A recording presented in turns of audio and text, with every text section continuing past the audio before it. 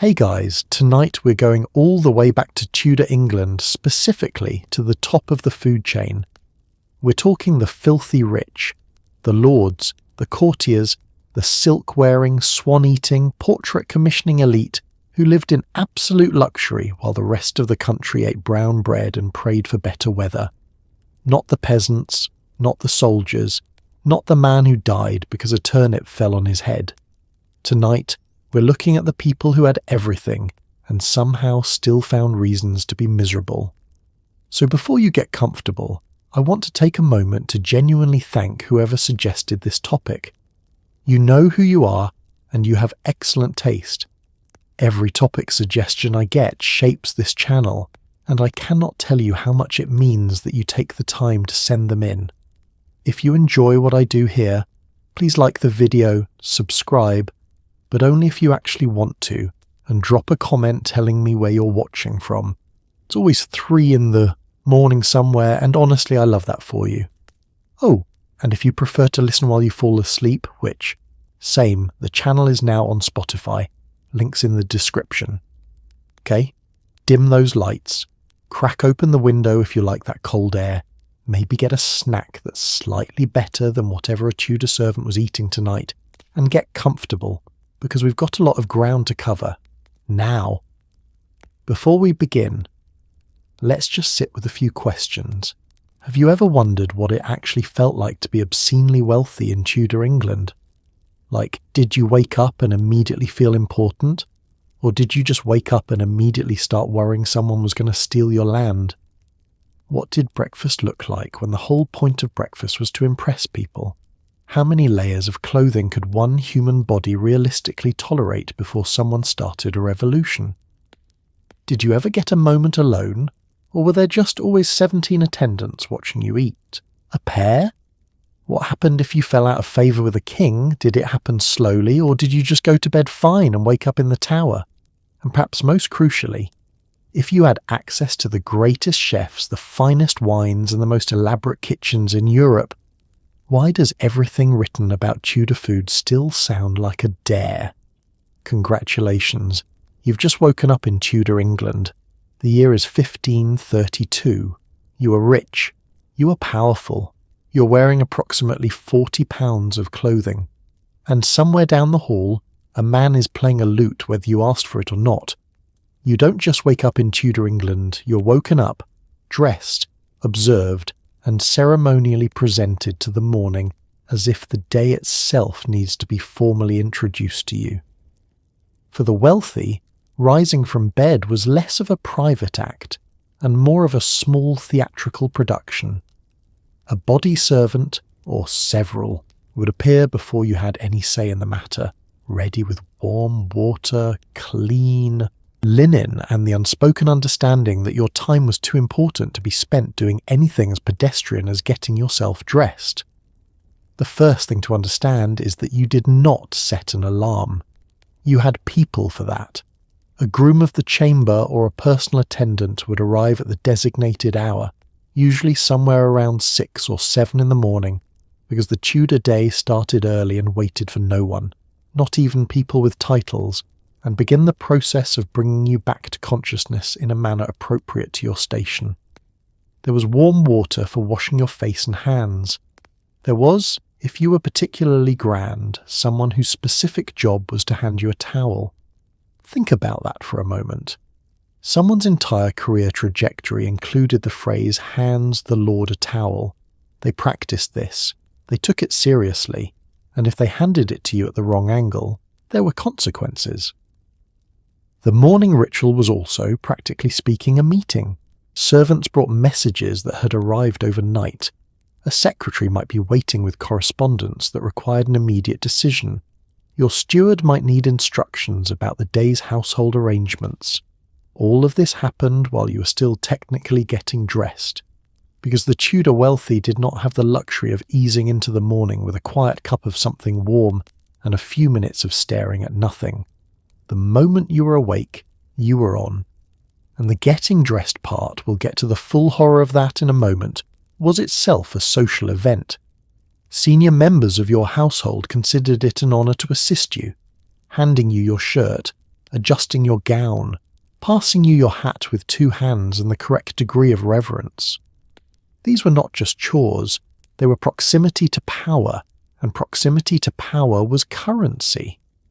In a world with no stock market and limited investment options, being the man who handed the earl his gloves was a perfectly respectable career. If you were at court, particularly during the reign of Henry VIII, the morning ritual became even more elaborate and even less private. The king's own morning routine, the lever, was a formal ceremony attended by senior courtiers who competed fiercely for the privilege of being present. If you were invited to stand in the royal bedchamber while the king was handed his shirt, you were doing well. If you were the one who got to hand him the shirt, you were doing phenomenally. If you missed the lever because you overslept or got stuck behind a slow-moving cart on the way to the palace, you would spend the rest of the day subtly trying to figure out who had noticed. The whole system sounds absurd until you realise it was operating on a very clear logic. Visibility was safety. The closer you stayed to the king, the harder you were to quietly remove from the picture. Every morning, ritual was also a census. Who was present? Who was in favour? Who, conspicuously, was not? There. You woke up, got handed a towel, and immediately began assessing the political landscape of the room. Welcome to a pleasant Tuesday morning in Tudor England. You're already exhausted, and breakfast hasn't even happened yet. The Tudor bedroom, for all its velvet hangings and enormous carved beds, was one of the least private spaces in the entire house. The grander your status, the more people had legitimate reasons to be in it at any given hour. Gentlemen of the bedchamber weren't just a title. They were an actual job, held by real men who were expected to be physically present while you slept, dressed, and generally existed in your most personal moments. Privacy, as a concept, was largely a luxury that the Tudor rich could not afford. The great bed itself was a statement piece. 4-poster beds in wealthy Tudor households were enormous, heavily carved, draped in expensive fabric, and constructed with the specific intention of communicating that the person sleeping in them was important. The canopy wasn't decorative whimsy, it was functional insulation against drafts and, in the case of the very grandest households, a subtle demonstration of the cost of the textile work overhead. The mattress was stuffed with wool or feathers. Underneath it was a straw mattress, because even in the finest houses, you were still ultimately sleeping on a layered pile of organic materials, and by modern standards the whole arrangement would smell considerably more agricultural than you might hope. The bed curtains could be drawn to create something approaching privacy, but they solved only the visual problem. Sound travelled freely through Tudor houses, which were built of stone and timber, and had none of the acoustic padding of modern construction. If you had insomnia, everyone nearby knew about it. If you had an argument with your spouse, the servants knew the score by morning.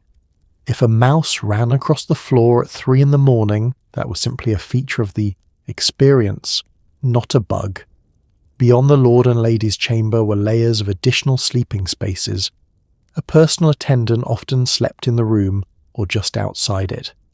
In the great households, the arrangement of sleeping spaces around the master bedchamber reflected the household hierarchy almost exactly. The most trusted and senior servants nearest the door, everyone else radiating outward from there in descending order of importance. Sleeping near the Lord was a privilege. It was also, objectively, not very restful. Here is the thing about the Tudor bedroom that modern visitors to historic houses sometimes miss. The room you're looking at when you peer through the velvet rope at a reconstructed Tudor chamber was not a retreat. It was a venue. Formal visits could be received there. Business could be conducted there. A wealthy Tudor lord might receive a petitioner, sign a document, and discuss a legal dispute all from a sitting position on the edge of his bed because the bedroom was simply another room in which the performance of power happened to take place. There was also a room beyond the bedroom, the closet or privy chamber, which was genuinely more private, reserved for inner circle access only. Getting admitted to the closet was a significant marker of intimacy and trust. Most people never got past the bedroom. The bedroom, by contrast, saw a parade of attendants, secretaries, physicians, chaplains, and the occasional person who had wandered in looking for someone else and was too embarrassed to leave. At night, when the curtains were finally drawn and the candles snuffed, the Tudor bedroom became as close to quiet as the day ever got. The attendant breathed softly in the corner. The fire crackled down. The tapestries on the wall shifted slightly in the draught from a gap in the stonework that had never been fully sealed. And somewhere down the corridor someone was definitely still awake and probably whispering about something political. Sleep tight. Getting dressed in Tudor England was not an event you could rush. For the wealthy, a single outfit might involve a linen undershirt, multiple layers of structured fabric, a doublet reinforced with buckram and padding, a gown lined with fur, decorative sleeves that attached separately and could be swapped out like accessories, and a hat that communicated your rank to anyone who glanced your way from across a courtyard. The whole process could take the better part of an hour, required at least 2 attendants, and left you smelling faintly of cedar and ambition. Let's start at the foundation. Linen undergarments were the first layer, a shirt for men, a smock for women, and linen was one of the few fabrics that actually touch skin directly, because wool itches and silk costs a fortune, and someone had clearly done the cost-benefit analysis. The linen was washed relatively regularly, which is more than could be said for the outer layers, and for the wealthy it was soft, well-cut, and sometimes embroidered at the collar and cuffs, because even your underwear needed to make a statement when the collar was visible above your doublet. Then came the structural layers. The doublet, a fitted, heavily padded, boned jacket, was the central garment of the Tudor male wardrobe. It was not comfortable in any way recognisable to the modern body. It was stiff, hot, restrictive, and occasionally so heavily stuffed in the chest and belly area that it created a physical silhouette that had less to do with the actual human body underneath and more to do with what an ideal, powerful body was conceptually supposed to look like. You were not dressing, you were constructing a character. For women, the architecture was no less demanding. The kirtle, a structured underdress, provided the foundational shape. Over it went the gown, which for wealthier women might weigh several pounds on its own. Sleeves were often separate items, tied or pinned on, which meant your outfit had detachable components and the whole assembly required assistance to complete. Getting dressed alone as a wealthy Tudor woman was not just socially unusual, it was physically challenging in the way that assembling furniture without the instructions is physically challenging, except the furniture is on your body and you'll be wearing it to court. Colour and fabric were not personal choices, they were political ones, governed by the Sumptuary laws. The finest velvets, the richest dyes, the most expensive trims were reserved for specific ranks. Wearing the wrong thing was technically illegal, which meant fashion in Tudor England operated as a kind of walking credential system. At a glance, you could read a person's approximate social position from across a room, which was useful in a world where introductions were everything, and first impressions were sometimes final ones. The finishing touches were where things got truly theatrical. Chains of gold, jewelled brooches, rings on multiple fingers, pendants, pearls, worked into the fabric, hats with badges, feathers, or both. The goal was to produce a visual impression of such overwhelming wealth and status that the person looking at you had no choice but to register your importance before you'd said a single word. It was aggressive, it was effective, and it took the better part of an hour just to put on. And then, at the end of the day, someone took it all apart again. Sleeves unpinned, gown removed, doublet unlaced, linen set aside for washing. The whole elaborate construction was carefully put away, because tomorrow you were going to do it all again, and the process of getting dressed was, in its own peculiar way, exactly as much work as anything else you did before noon. Mealtimes in a Tudor Great Hall were not about hunger. They were about hierarchy, display, and the very careful management of who sat where, who was served first, and whose trencher happened to be slightly closer to the high table. The seating arrangement at a Tudor feast communicated more information about power dynamics than most political speeches, and every element from the number of dishes placed in front of you to whether your wine was poured before or after the man sitting next to you was a carefully calibrated social signal. The Great Hall itself was designed for this purpose, high-ceilinged, long, lined with trestle tables arranged so that the most important guests sat at the high table on a raised dais at one end, with everyone else descending in prestige down toward the other end of the room in a perfectly readable social gradient. If you were at the high table, you were in. If you were seated below the salt, the large, expensive salt cellar that sat at a specific point on the table and functioned as the physical dividing line between the honoured guests and everyone else. You knew exactly what that meant, and so did every person in the room. Meals were served in courses, and the number of courses, the variety of dishes, and the overall spectacle of the table were direct measures of the host's wealth and standing. A grand feast might run to dozens of dishes, not all of which were meant to be eaten. Many were displayed more than consumed, a kind of edible architecture demonstrating the host's resources and the skill of his kitchen. A whole roasted peacock, reassembled into its feathers after cooking, placed at the centre of the table primarily for the visual effect. This was a real thing that happened, and the people serving it were entirely serious about it. The mechanics of eating in Tudor style were also more complicated than they might appear. There were no forks. You brought your own knife, which was a personal item you carried with you, like a phone, except it had one function, and that function was stabbing food. Spoons existed. Fingers were acceptable and expected for many dishes. Food was served on trenchers, thick slices of stale bread that absorbed the juices from the food placed on top and were sometimes eaten at the end of the meal, sometimes given to servants, sometimes donated to the poor waiting outside, depending on the household's customs and the state of the bread. Grace was said before and after meals by a chaplain who had been waiting patiently for this exact moment. Music was played during the meal. Minstrels positioned at one end of the hall provided a live soundtrack to the eating, which was considered a mark of civilization, and also usefully covered the sound of arguments at the lower tables.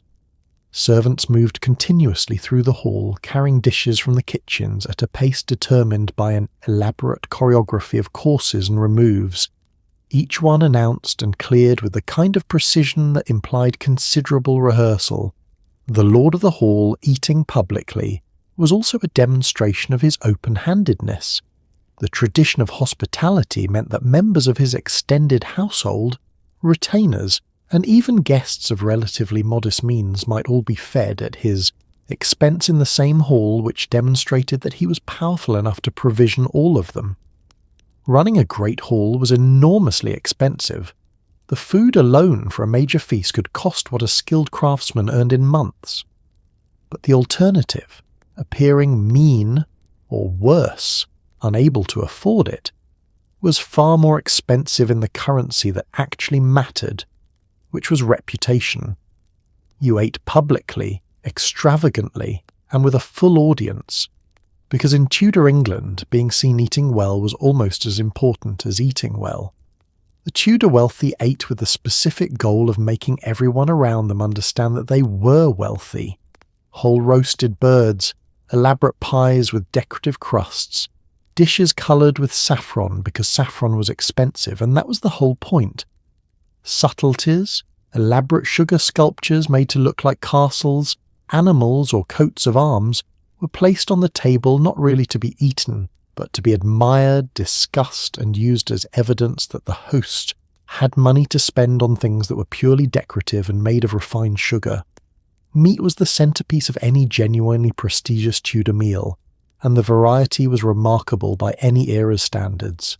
Beef, venison, mutton, pork, veal, rabbit, hare, game birds of every description: pheasant, partridge, woodcock, heron, bittern, and the aforementioned peacock, which was served with its feathers still attached because nobody was going to pass up that presentation opportunity. Swans were eaten, reserved specifically for the wealthy since they were technically property of the crown, which meant that eating a swan was simultaneously a culinary choice and a minor act of status signalling. You were not just eating a bird, you were eating a bird that lesser people weren't allowed to eat. The flavour, by most accounts, was aggressively gamey and not particularly worth the effort. The symbolism, however, was impeccable. Fish featured heavily for religious reasons. The calendar year was riddled with fast days when meat was forbidden, and the wealthy observed these with the same dedication to extravagance they brought to everything else. Fast days didn't mean modest meals, they meant elaborate fish dishes, prepared with the same level of kitchen effort and display as any feast. Salted cod, fresh river fish, exotic imports from the continent. The wealthy managed to make religious abstinence look extremely expensive, which, given that much of the point of Tudor wealth was looking expensive, was exactly on brand. Spices were the ultimate flex. Pepper, cinnamon, cloves, nutmeg, ginger, mace. All of these were imported from considerable distances, cost significant money, and were used with what we might now charitably describe as enthusiasm. Tudor recipes call for quantities of spice that would strike a modern palate as somewhere between adventurous and reckless. A single dish might contain multiple warm spices layered in a way that made the ingredient sourcing as much a part of the statement as the cooking. You weren't just feeding people. You were demonstrating your access to global trade networks through the medium of a heavily seasoned pie. Bread came in multiple grades, and which grade you were served was another social signal. The finest white manchet bread, small, soft, made from sifted white flour, was for the high table. Coarser bread, made from less refined flour, was for the lower tables. The guests receiving the good bread could see the guests receiving the inferior bread. The guests receiving the inferior bread could see the good bread going the other direction. Everyone understood the communication being made and filed it accordingly. And then there were the drinks.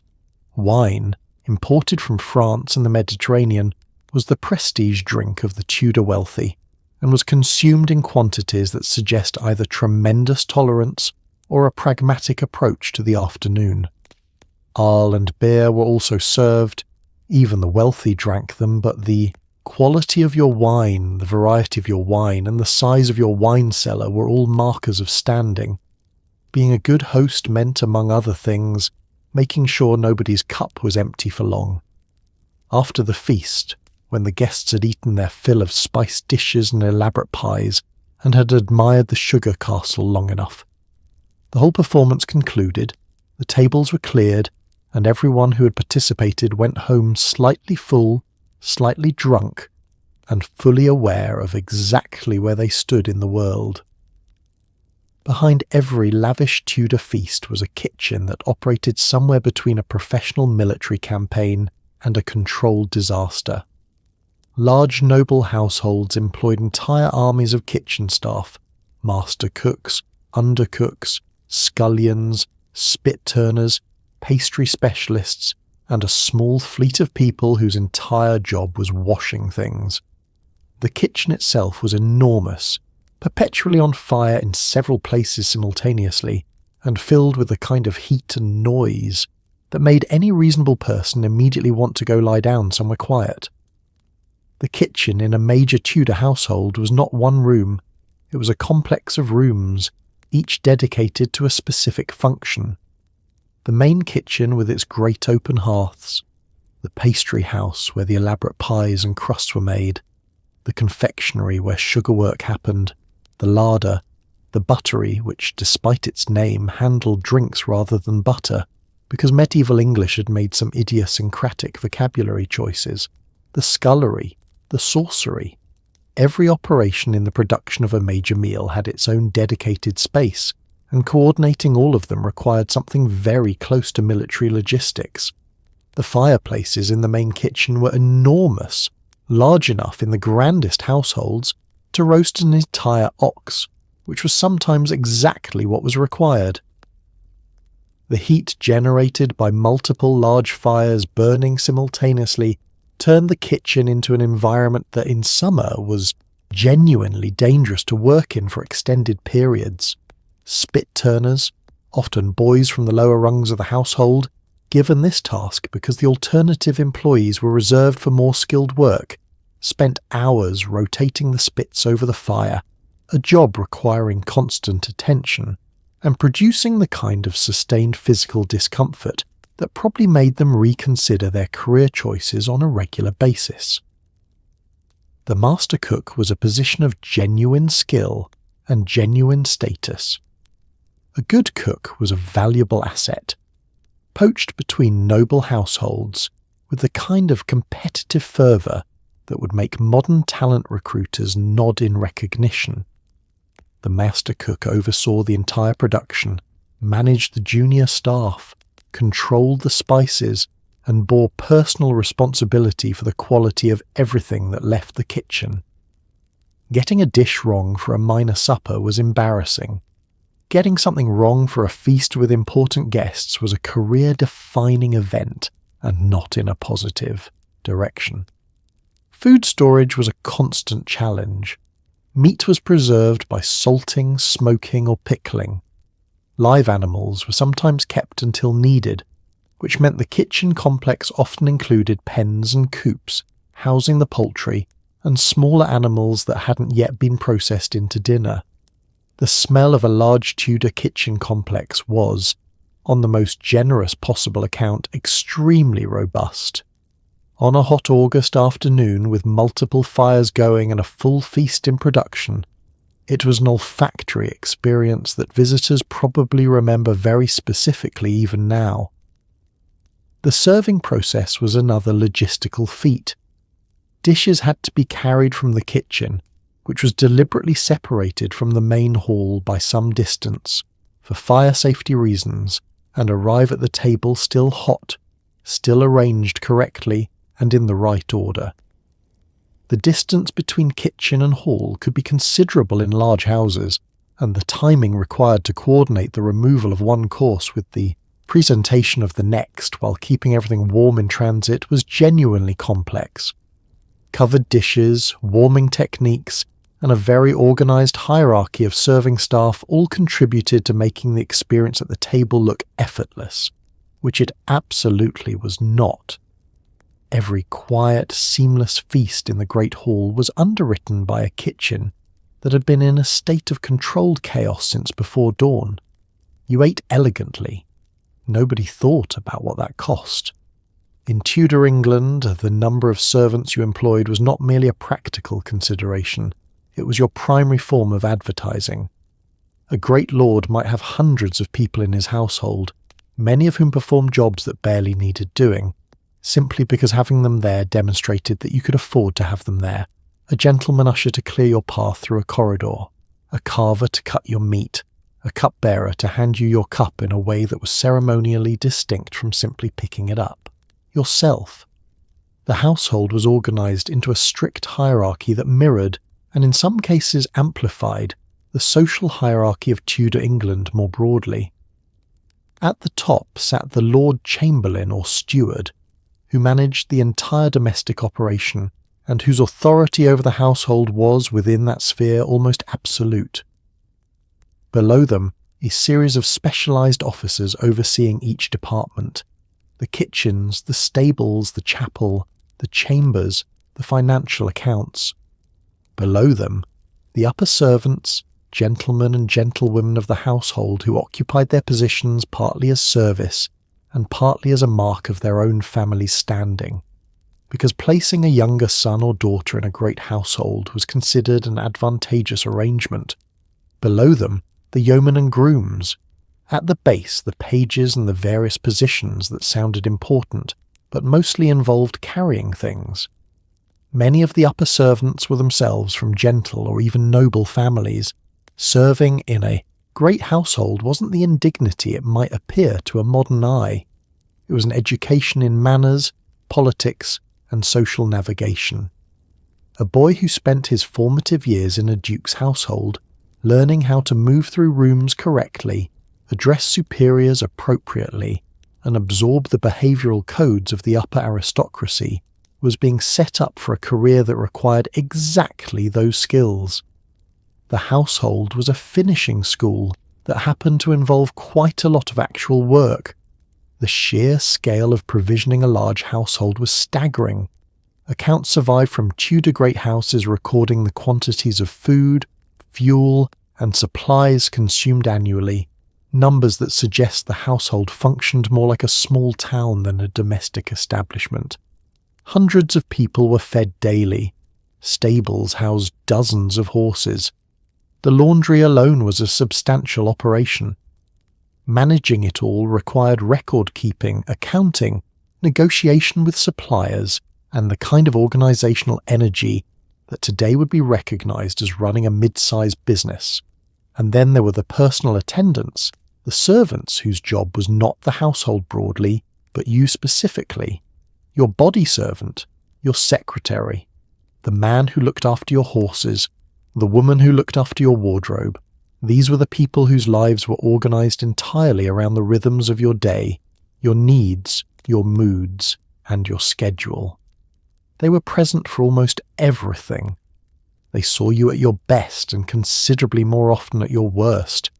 They knew things. Discretion was quietly one of the most important qualifications for the role. The paradox of Tudor wealthy life was that all this service simultaneously made daily life more comfortable and less autonomous. You were attended, managed, and accompanied at almost every moment. You could not walk across the courtyard without someone falling into step beside you. You could not eat without someone standing nearby to pour, carve, and remove. The servants were a luxury and also a form of very gentle, very expensive surveillance. You were never alone. You were never quite sure in the quiet moments of the night when the curtains were drawn, whether any of the people just outside the door might remember very carefully something that might one day be useful to mention. Being invited to court was considered the pinnacle of Tudor success, and it was also one of the most expensive and exhausting things that could happen to you. You were expected to show up dressed to the absolute limit of your means, maintain a cheerful expression regardless of what was happening, laugh at the right moments, refrain from laughing at the wrong moments, and navigate a social environment where a single misread glance from the king could send your entire career off a cliff and into the Thames. Court was not a fixed place. The Tudor monarch moved between palaces, Greenwich, Hampton Court, Whitehall, Windsor, Richmond, on a schedule that was sometimes announced and sometimes not, and following the court required both the organisational capacity of someone comfortable with frequent relocation and the financial resources to make that relocation look effortless. You did not show up at Greenwich in the same outfit you wore to Hampton Court last week. You showed up in something different, something equally impressive, something that communicated you had not been sitting at home in the country, wearing old wool and eating yesterday's pottage. Court required an entire separate wardrobe, a court wardrobe, maintained specifically for this environment and representing an investment that could easily exceed what a yeoman farmer earned in several years. Once at court, your time was not your own in any meaningful sense. You attended the king's meals, his chapel services, his hunting expeditions, his musical entertainments, his council meetings if you were important enough, and the various ceremonial events that punctuated the royal calendar. All of it was mandatory in the sense that absences were noticed, questioned, and sometimes interpreted unfavourably. Being seen was the whole game. Not being seen raised questions about your loyalty, your health, your political position, or some combination of all three, none of which were questions you wanted circulating in the corridors. The king himself was the organising principle around which every interaction at court orbited. Henry VIII, for much of his reign, was a physically imposing, intellectually lively and emotionally volatile presence who could make your day with a word and end your career with a look. Getting his attention was the goal. Keeping his favour once you had it was the challenge. He was generous to those he liked, lavish even, distributing lands and titles and positions with the enthusiasm of someone who genuinely enjoyed being adored. He was also, as various people found out at considerable personal cost, capable of a total and permanent reversal of affection so swift that it left the recipient bewildered even as the walls closed in. The competition for royal favour was therefore constant, low-grade, and occasionally vicious. Everyone at court was both an ally and a potential rival. Friendships were real, genuine human warmth existed in this world, and people did care for one another, but they existed within a framework in which every relationship also had a political dimension that could activate without much warning. The person helping you draft a petition today was possibly the same person who would quietly mention something unfavourable about you to the right person tomorrow if the circumstances aligned. And through all of this, the expense, the performance, the constant vigilance, you maintained the expression of someone who was having a wonderful time and couldn't imagine being anywhere else, because that was what court demanded. It was one of the more demanding theatrical requirements of the age, and the people who managed it longest and most successfully were the ones who had somehow made the performance feel natural. Everyone else eventually went home to their country estates, slightly poorer, somewhat more anxious, and considerably better informed about how precarious everything really was. The Tudor government was deeply invested in making sure you dressed according to your station, not out of aesthetic concern but because clothing communicated rank, and rank needed to be legible at a glance. The sumptuary laws dictated exactly which fabrics, colours and styles each social class was permitted to wear, and the restrictions got more elaborate with every reign. Purple silk was reserved for royalty, crimson was for the high nobility, velvet was fine, but only in approved quantities. Wearing the wrong fabric could technically result in a fine, which meant Tudor England had police who were, in some sense, fashion police.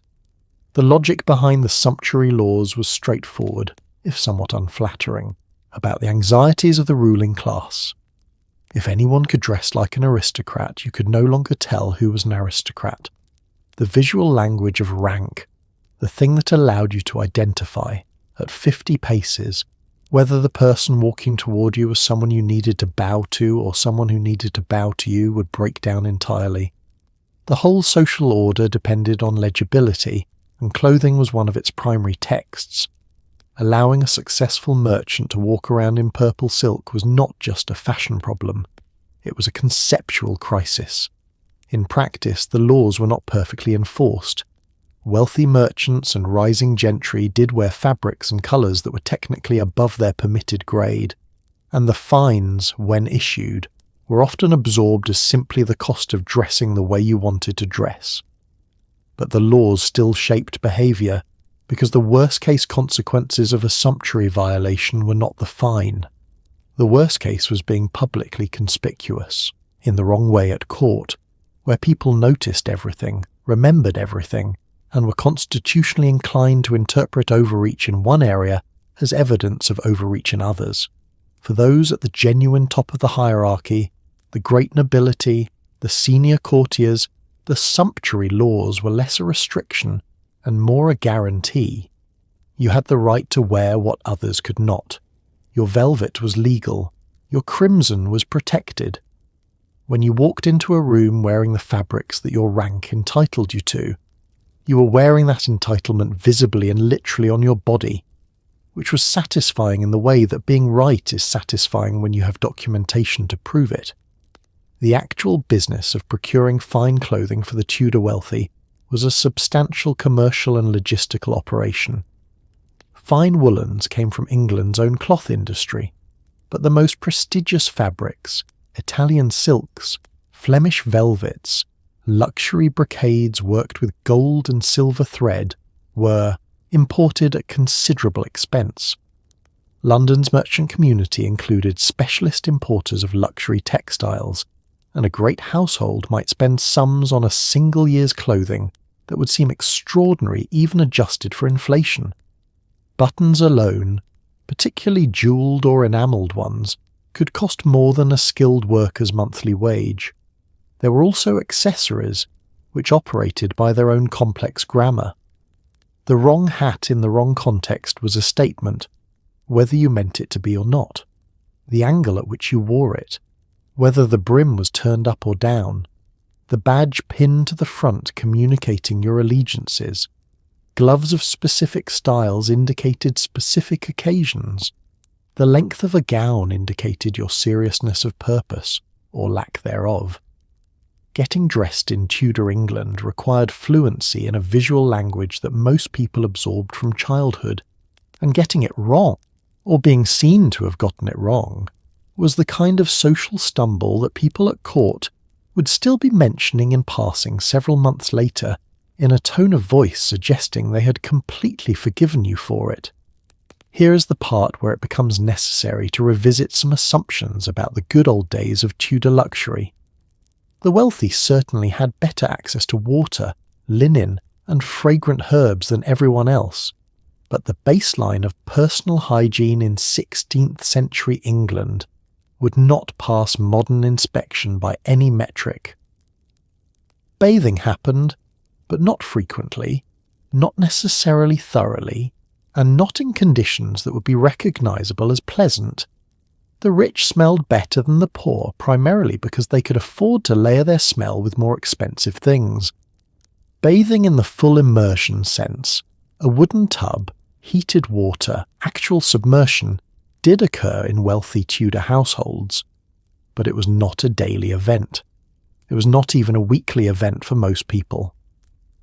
The medical thinking of the period, drawing on Galenic theory, held that opening the pores of the skin through bathing created pathways for disease to enter the body, which meant that washing too thoroughly could, according to the best available science of the day, kill you. In fairness to Tudor physicians, germ theory was several centuries away, and the advice to avoid frequent bathing was at least internally consistent with a worldview in which the relationship between cleanliness and health was not yet understood. It was still, by any objective measure, not a great situation. What the wealthy did instead was a great deal of linen management. The principle held that clean linen against the skin absorbed the body's impurities, transferred them from the body to the fabric, and could then be laundered separately, leaving the body itself effectively cleansed by proxy. This meant that frequent changing of linen undergarments was the Tudor wealthy person's primary hygiene practice, and a household that could afford to have a large quantity of high-quality linen on rotation was a household that could afford to be, by the standards of its time, quite clean. A merchant or tradesperson might own a handful of linen shirts. A great lord might own dozens. The difference was considerable, if not in ways that a modern nose would necessarily register as adequate. Perfume, scented oils and pomanders, small pierced balls of aromatic substances carried in the hand or hung from the belt, served the dual purpose of applying a more desirable smell and of theoretically protecting against disease carried in bad air. The miasma theory of disease held that illness spread through corrupted air, and that sweet-smelling things could offer some protection. This meant that a great Tudor court was substantially more perfumed than any modern workplace, with the accumulated scent of multiple pomanders, scented gloves, perfumed handkerchiefs, and whatever had been burned for fragrance in the various chambers, all combining into something that was probably quite intense. Hair was combed and arranged but washed infrequently. Teeth were addressed with cloths, sometimes treated with various pastes or powders, and the results were predictably mixed. Gum disease and tooth loss were common across all social classes, though the wealthy, with their greater access to sugar, which was expensive enough that eating it was a status symbol, arguably had a specific advantage in destroying their teeth faster than anyone else. Being rich in Tudor England meant enjoying the luxury of having your teeth rot from something exclusive rather than something ordinary. The irony, of course, is that from a distance, the Tudor wealthy looked magnificent. Silks, jewels, embroidery, gold chains, finely arranged hair, faces carefully composed into expressions of authority or elegance, the portrait held up. The first impression dazzled. It was only up close that the picture became more complicated, which was, in a world organised around the maintenance of impressive appearances, perfectly manageable. You kept your distance, you wore your perfume, you changed your linen, and you trusted that everyone else in the room was working with the same set of compromises, which they absolutely were. For all the grandeur of a Tudor great house, the tapestries, the carved stonework, the 16-foot dining tables, the sanitation situation remained stubbornly medieval. The garderobe, a small closet-like chamber that jutted out from the exterior wall and dropped waste directly into a pit, moat, or in some cases the garden, was the standard arrangement. Grander houses had more of them. Richer lords had them lined with slightly better materials. But the fundamental experience of using one at 2 a.m. in January was, by all accounts, not improved by wealth. The garderobe was, structurally, a hole in the wall with a stone or wooden seat over it. The shaft dropped the waste either into a pit below the house, into a moat if the house was arranged conveniently, or in some cases, simply down the exterior wall into whatever was at the bottom. This was considered a perfectly adequate solution. The name itself, garderobe, from the French for wardrobe, came from the practice of hanging clothing in the shaft, because the ammonia fumes rising from below were reasonably effective at killing lice. Your best wool gown was stored directly above the latrine shaft. Medieval ingenuity wore many faces, and not all of them were attractive. Cleaning the pit was a job performed by a specific category of worker known, with considerable accuracy, as a gong farmer. They worked at night, by torchlight, removing the accumulated waste and carting it away. This was one of the least desirable occupations in Tudor England, which is saying something given the competition, but it paid considerably better than agricultural work, because economic incentives are eternal. A great household employed gong farmers on a regular basis, because the alternative to regular emptying was a smell that no amount of pomander was going to address. For personal hygiene after using the garderobe, you had cloths, sometimes moss, sometimes in finer households, slightly better cloths. The concept of dedicated hygiene paper didn't exist yet, and what existed in its place was a practical arrangement that modern sensibilities prefer not to examine too carefully. The wealthy had the advantage of higher quality materials and someone whose job it was to launder them, which is genuine quality of life improvement over the alternatives, even if it doesn't quite translate into what most people would describe as comfortable. At the royal palaces, the arrangements were somewhat grander. Hampton Court had a facility called the Great House of Easement, a multi-seater communal toilet with a proper drainage system running to the Thames, which solved one problem while creating several others downstream. The proximity of Tudor London to the Thames, and the Thames's role as both water source and primary drainage channel for the entire city, produced a public health situation that the population navigated through a combination of pragmatism and selective inattention. There was also the chamber pot, used during the night when a journey to the garderobe through cold stone corridors was more than you wanted to negotiate at 3 a.m. A personal attendant was responsible for the chamber pot, which was yet another entry on the long list of household positions that sound straightforwardly terrible, but were apparently sustainable career choices given the alternative employment options. The chamber pot was dealt with discreetly, promptly, and without commentary, because that was what you were paid for. The fundamental truth was this: no matter how many acres you owned, no matter how high your title or how extensive your gold plate collection, at least once a day you sat on a cold stone seat, above a shaft in a wall, and contemplated the fundamental democracy of the human condition. Tudor wealth bought you excellent company at dinner and magnificent clothing for court. It didn't buy you a particularly dignified Tuesday morning. Some things, history suggests, take a very long time to improve. Entertainment in Tudor court life was not optional. It was not something you did when you felt like it. It was a daily, sometimes twice daily obligation performed in front of an audience that included the king, and your visible enjoyment of it was being quietly assessed the whole time. Masks, elaborate theatrical productions involving costumes, allegorical storylines, dancing, and occasional audience participation were among the most prestigious and most exhausting forms of courtly entertainment, combining the stress of a live performance with the social stakes of a job interview. The masque was the great art form of the Tudor court, and calling it a theatrical production somewhat undersells the scale of ambition involved. A major masque might take weeks to prepare. Professional designers created elaborate mechanical scenery. Costumes were made from expensive fabrics, often incorporating real gold thread and genuine gemstones. The allegorical storylines, which almost always involved classical mythology, deployed in ways that reflected favourably on the monarch, were written by poets who took the commission seriously, because pleasing the king through the medium of classical allegory was exactly as specific a professional skill as it sounds. The performers in a masque were not professionals, at least not the principal ones.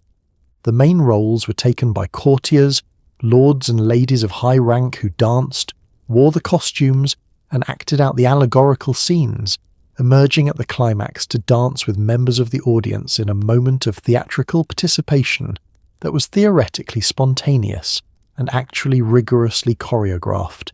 If you were a courtier of any standing, you danced. You danced at court entertainments. You danced at private suppers. You danced when the king decided dancing was what the evening required, and you danced competently, because dancing badly in front of Henry VIII was not the impression you were trying to make. Music was everywhere in Tudor court life. Henry VIII was himself a capable musician and composer. Several pieces survive that are attributed to him, including what may be the most historically significant piece of music ever composed by someone who was simultaneously dissolving monasteries, and his court reflected his enthusiasm. Professional musicians were employed in substantial numbers, playing at meals, at entertainments, at religious services, in private chambers, and in essentially any other context where the presence of music could be justified, which in Tudor court culture was almost any context at all. Games occupied the hours between the formal entertainments. Cards were enormously popular, and the stakes at Tudor card games could be substantial. Significant sums of money changed hands at the gaming tables of the court, and the king himself was known to lose considerable amounts without visible distress, which was either admirable equanimity or a useful reminder that the money meant something different at his scale. Gambling on cards, dice, and various other games was woven into the fabric of court social life, and being a good sport about losses was considered a basic competency. Winning too aggressively from the wrong person was not. What made the entertainment culture of Tudor court genuinely strange, viewed from the outside, was the combination of real pleasure and mandatory performance. People did enjoy themselves. The music was excellent, the dancing was skilled, the productions were spectacular. But underneath the genuine enjoyment ran a constant current of awareness that you were being observed, that your enthusiasm was being noted, and that the ability to project cheerful engagement regardless of your actual mood was one of the basic professional requirements of being at court. You laughed because things were funny, and also because laughing at the right moment was how you demonstrated that you were exactly the kind of person who should be here. Exhausting. Genuinely, relentlessly exhausting. But the music was very good. For the Tudor wealthy, hunting was not a hobby. It was a statement. A great lord who didn't hunt was a great lord who didn't understand the assignment. The Tudor hunt was an enormous, choreographed outdoor event involving horses, hounds, hawks, beaters, huntsmen, and an elaborate set of protocols determining who rode where, who made the kill, and who got to present the trophy. Henry VIII was famously passionate about hunting and regularly covered dozens of miles in a single outing, which was impressive until it stopped being impressive around the time his knees gave out. There were two main forms of hunting practiced by the Tudor wealthy, and they carried different status connotations that were understood by everyone involved. Deer hunting, the chase conducted on horseback across open country, was the prestige form.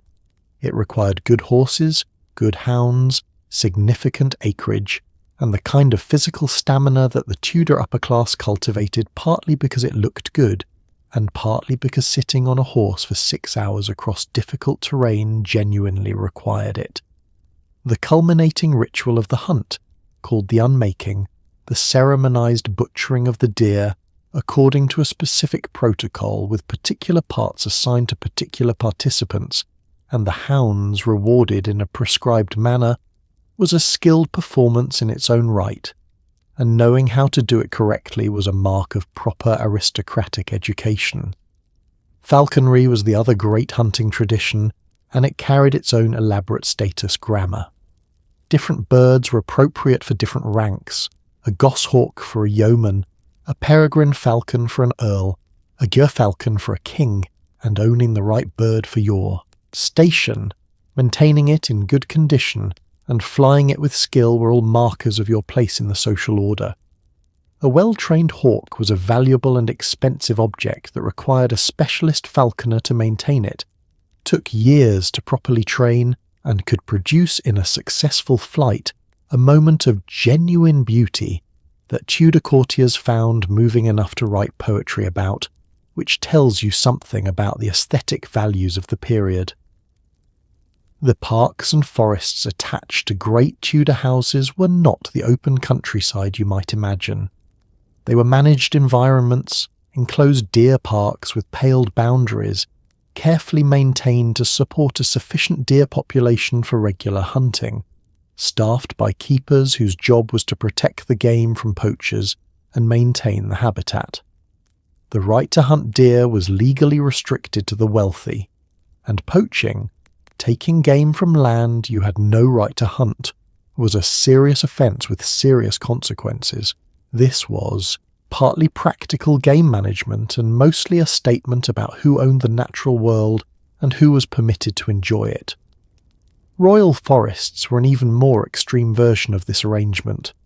The forest law, going back to Norman times, protected vast tracts of land specifically for royal hunting, with strict restrictions on clearing, settlement and use by ordinary people. Cutting down trees in a royal forest for fuel was illegal. Allowing your livestock to graze there was illegal. Being caught with a dead deer found in your possession in the vicinity of a royal forest was the kind of situation that called for very good legal representation and a persuasive explanation. The king's hunting was protected at the expense of everyone who happened to live near it. Henry VIII hunted with the same full commitment approach he brought to everything else, enthusiastically, exhaustingly, and at a pace that wore out companions, horses, and eventually his own body.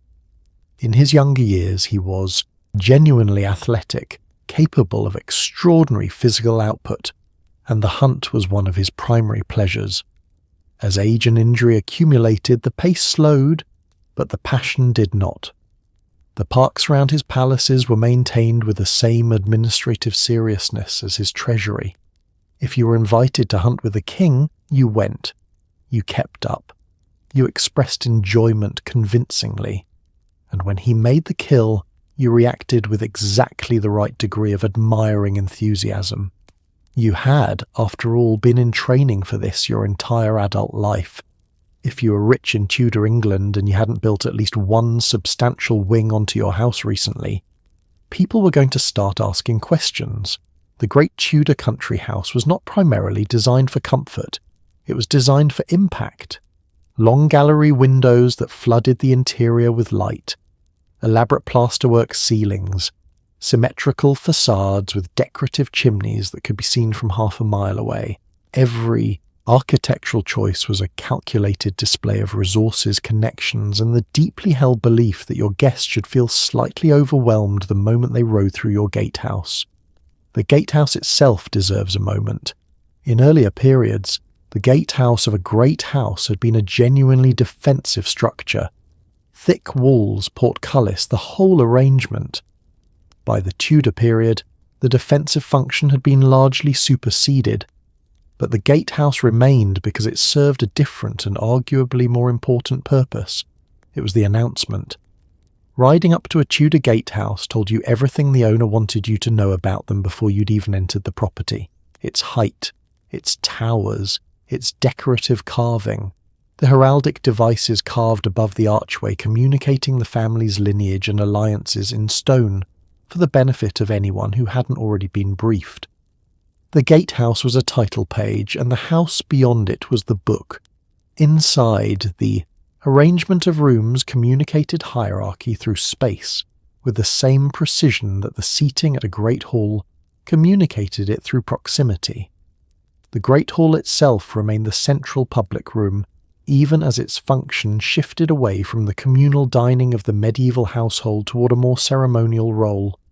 Beyond it, accessible only to those with sufficient status to proceed further, lay the great chamber, then the presence chamber, then the privy chamber, then the bedchamber, and finally the innermost private closet. Each successive room was smaller, more intimate, more richly decorated, and accessible to fewer people. The architecture literally enacted the Tudor social order, filtering people out as they moved inward until only the most trusted remained at the centre. The Long Gallery was one of the distinctive Tudor contributions to domestic architecture, a room running the length of the house, lined with windows on one side and portraits on the other, used for indoor, walking in bad weather, for private conversation, and for displaying the family's collection of portraits in a format that functioned as both an art gallery and a genealogical argument.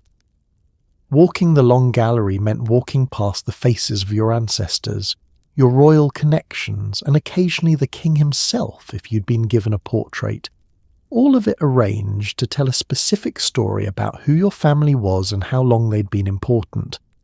Building was expensive, continuous, and essentially competitive.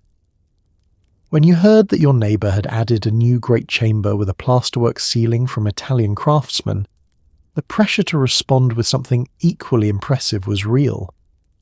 When the king expressed admiration for a particular house, every nobleman with building ambitions immediately took mental notes. When it became fashionable to incorporate large windows, increasingly affordable as glass production improved, houses were transformed, sometimes awkwardly, to accommodate them because natural light filling an elaborate interior was an argument for your own modernity and sophistication that older, darker houses couldn't make. Some houses became so lavishly built that they essentially bankrupted their owners in the construction, leaving magnificent shells of buildings without the income to maintain them properly. Longleat, Hardwicke Hall, Bursley House. These were the successes, the houses that survived and still stand. Behind each successful building project were dozens of more modest ones that overextended a family's resources without quite achieving the desired effect. You built to impress, to intimidate, to announce your place in the world in the most permanent available medium. Sometimes it worked. Sometimes it worked so well it left you unable to afford the furniture. Tudor ambition had a very specific way of getting away from you. The gardens of a Tudor great house were not places for quiet reflection. They were additional rooms laid out with the same careful attention to hierarchy and display as the interior, except outdoors and slightly windier. Not gardens, intricate geometric patterns of clipped herbs and low hedges demonstrated that you had the resources to employ someone whose entire job was maintaining a decorative hedge maze you were too important to weed yourself. Topiary, fountains, raised walking terraces so you could look down over the whole arrangement and feel appropriately satisfied with it. The knot garden was the signature Tudor garden form, and understanding what it represented requires understanding that its entire appeal was artificial. Nature was not producing these interlocking geometric patterns of box, thyme, or lavender.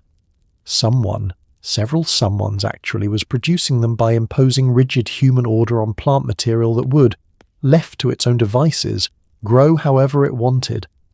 The knot garden was therefore a demonstration that you had both the aesthetic vision to conceive of this arrangement and the resources to pay for its perpetual maintenance, since a knot garden left unattended for even a season begins to blur back toward the disorder that was always lurking just underneath the clipped surface. The plants in a knot garden were often fragrant. Herbs like lavender, rosemary, thyme, and santolina were popular choices, which meant that walking through it produced both a visual and olfactory experience that the Tudors found genuinely pleasurable. Scent was valued highly in a period when pleasant smells were understood to have protective qualities against disease, and a garden that smelled good was a garden that was doing its job on multiple levels simultaneously. The rosemary borders of a great Tudor garden were simultaneously decorative, fragrant, and theoretically health-promoting, which is a level of multitasking most garden features don't achieve. Beyond the knot garden lay the wider grounds, which might include orchards, kitchen gardens, herb gardens, fish ponds, and in the grandest houses a deer park that extended the managed landscape for miles in every direction.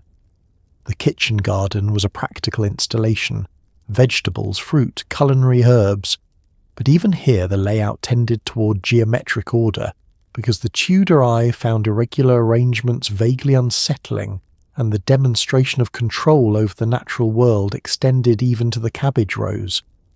A well-organised kitchen garden was itself a point of pride, and a great household's ability to provision its own table from its own land was a marker of self-sufficiency that complemented the other displays of wealth. Water features were prestige items. A garden fountain required both the engineering to create it and the ongoing management of the water supply to keep it running. Tudor garden designers incorporated channels, ponds, and fountain jets with enthusiasm, because moving water was expensive and therefore excellent. Hampton Court had water gardens that drew visitors, specifically to see them. Smaller houses aspired to something comparable at their scale, and the sound of running water in a garden was the Tudor equivalent of a status symbol that also happened to be pleasant, which was not always the case with Tudor status symbols. The garden was also a social space, a venue for walking, talking, and being seen in an outdoor setting that offered slightly more freedom of movement than an indoor room, while maintaining the same general framework of display. Private walks in the garden could be genuinely private, or they could be carefully managed semi-private conversations conducted in a setting where the formality of the Great Hall didn't apply but the awareness of observation never quite disappeared. The garden path offered the illusion of candour. The roses listened. The box hedges were, one always suspected, entirely too close to the windows. Being wealthy in Tudor England meant having access to physicians rather than barber surgeons, which sounds like an improvement until you find out what Tudor physicians actually did. The Glenic system of humoral medicine, the theory that illness resulted from an imbalance of blood, phlegm, yellow bile, and black bile, was still very much the operating framework, meaning that expensive medical treatment still mostly involved being bled, purged, or prescribed an herbal compound that tasted like a field. The primary advantage of wealth was that your suffering came with better bedside manner. A qualified Tudor physician was a university-educated man who had studied at Oxford, Cambridge, or one of the great European medical schools, spent years reading Galen and Avicenna, and emerged with a thorough theoretical framework for understanding illness that was almost entirely wrong in its foundational assumptions. He could speak Latin, debate the fine points of humoral theory with considerable sophistication, and explain exactly why your fever was caused by an excess of hot and wet humours with the confident precision of someone describing something real. What he could not do was cure most of what ailed you. The confidence, however, was genuine and considerable, and in the Tudor period that counted for something. The uroscopy, examination of the patient's urine, was the physician's primary diagnostic tool. The colour, clarity, smell, and in some interpretations the taste of urine were all understood to communicate information about the state of the humours within, and the physician would examine a flask of urine with the focused attention of someone reading an important document, which from his perspective was exactly what he was doing. Special urine charts existed correlating the appearance of urine with specific diagnoses. The wealthy had their urine examined by physicians who charged significant fees for this service. Whether this produced better outcomes than no examination at all is one of those questions that medical historians approach with a certain diplomatic care. Bloodletting remained central to treatment. The principle held that removing blood could rebalance the humours, reduce fevers, and address a remarkable range of complaints. The quantities removed varied, the timing was governed by astrological considerations, and the process was conducted either by the physician himself or by a barber surgeon working under instruction. Leeches were another option, placed on specific points of the body. They drew blood in a more controlled manner and had the advantage of being self-limiting once they were full. Tudor patients received leeches with resignation. They were preferable to the lancet and produced a specific kind of mild horror that was still better than many of the alternatives. Herbal medicine was the other major component of Tudor medical practice, and here the picture is somewhat more generous. Many of the compounds prepared from plants had genuine biological activity. Willow bark, which contains salicylic acid, the active ingredient in aspirin, was used for pain and fever. Various herbs had genuine antimicrobial or anti-inflammatory properties. The extensive pharmacopoeia of Tudor herbalism contained, among the wholly ineffective remedies and the frankly dangerous ones, a meaningful number of preparations that did something useful. The problem was that the theoretical framework explaining why they worked was entirely wrong, which made it difficult to develop the knowledge systematically or to distinguish the genuinely effective treatments from the placebos that accompanied them. What wealth brought you, in medical terms, was access, attention, and the best available standard of care, which was better than nothing, better than the treatment available to the poor, and still fairly likely to leave you worse off than you started if you were unlucky enough to require significant intervention. The king had personal physicians on permanent retainer. Great lords had physicians attached to their households, and when things went seriously wrong, when the fever didn't break, when the wound turned, the physician sat at the bedside, adjusted the diagnosis, recommended further bloodletting, consulted the stars, and did his best within a system that, for all its elaborate theoretical sophistication, was mostly waiting for the patient's immune system to decide the question on its own. For wealthy women in Tudor England, life was a series of contradictions. You could be enormously influential, shaping alliances, managing estates, directing the household economy, and wielding soft power in ways that never appeared in the official record, while simultaneously having almost no formal authority and being legally considered your husband's property. The great Tudor noblewoman operated within a system designed to limit her, and the most successful ones became extraordinarily skilled at achieving their goals entirely through the channels the system didn't think to close. The legal framework was unambiguous about where women stood. Under the doctrine of coverture, a married woman's legal identity was subsumed into her husband's. She could not own property independently, could not enter into contracts in her own name, could not appear in court as a legal principal. Everything she brought to the marriage became her husband's. Everything she earned, managed, or cultivated during the marriage was her husband's. If he died, her legal identity snapped back into its own shape, and widowhood was, paradoxically, one of the few states in which a wealthy woman had genuine legal autonomy. Many Tudor noblewomen were considerably more powerful as widows than they had been as wives, and some were in no hurry to relinquish that status. Within the constraints, the range of actual influence was remarkable. The management of a great household, a complex operation involving hundreds of people, significant finances, and constant logistical demands, fell largely to the lady of the house, and managing it well required exactly the skills that formal legal arrangements pretended women didn't possess. Financial management, negotiation with suppliers, supervision of staff, hospitality on a grand scale, all of this was her domain. A great lord whose wife was an effective household manager was a great lord whose affairs ran smoothly in his frequent absences. The work was invisible precisely because it was done well. At court, the Queen's ladies-in-waiting occupied a position of extraordinary proximity to power.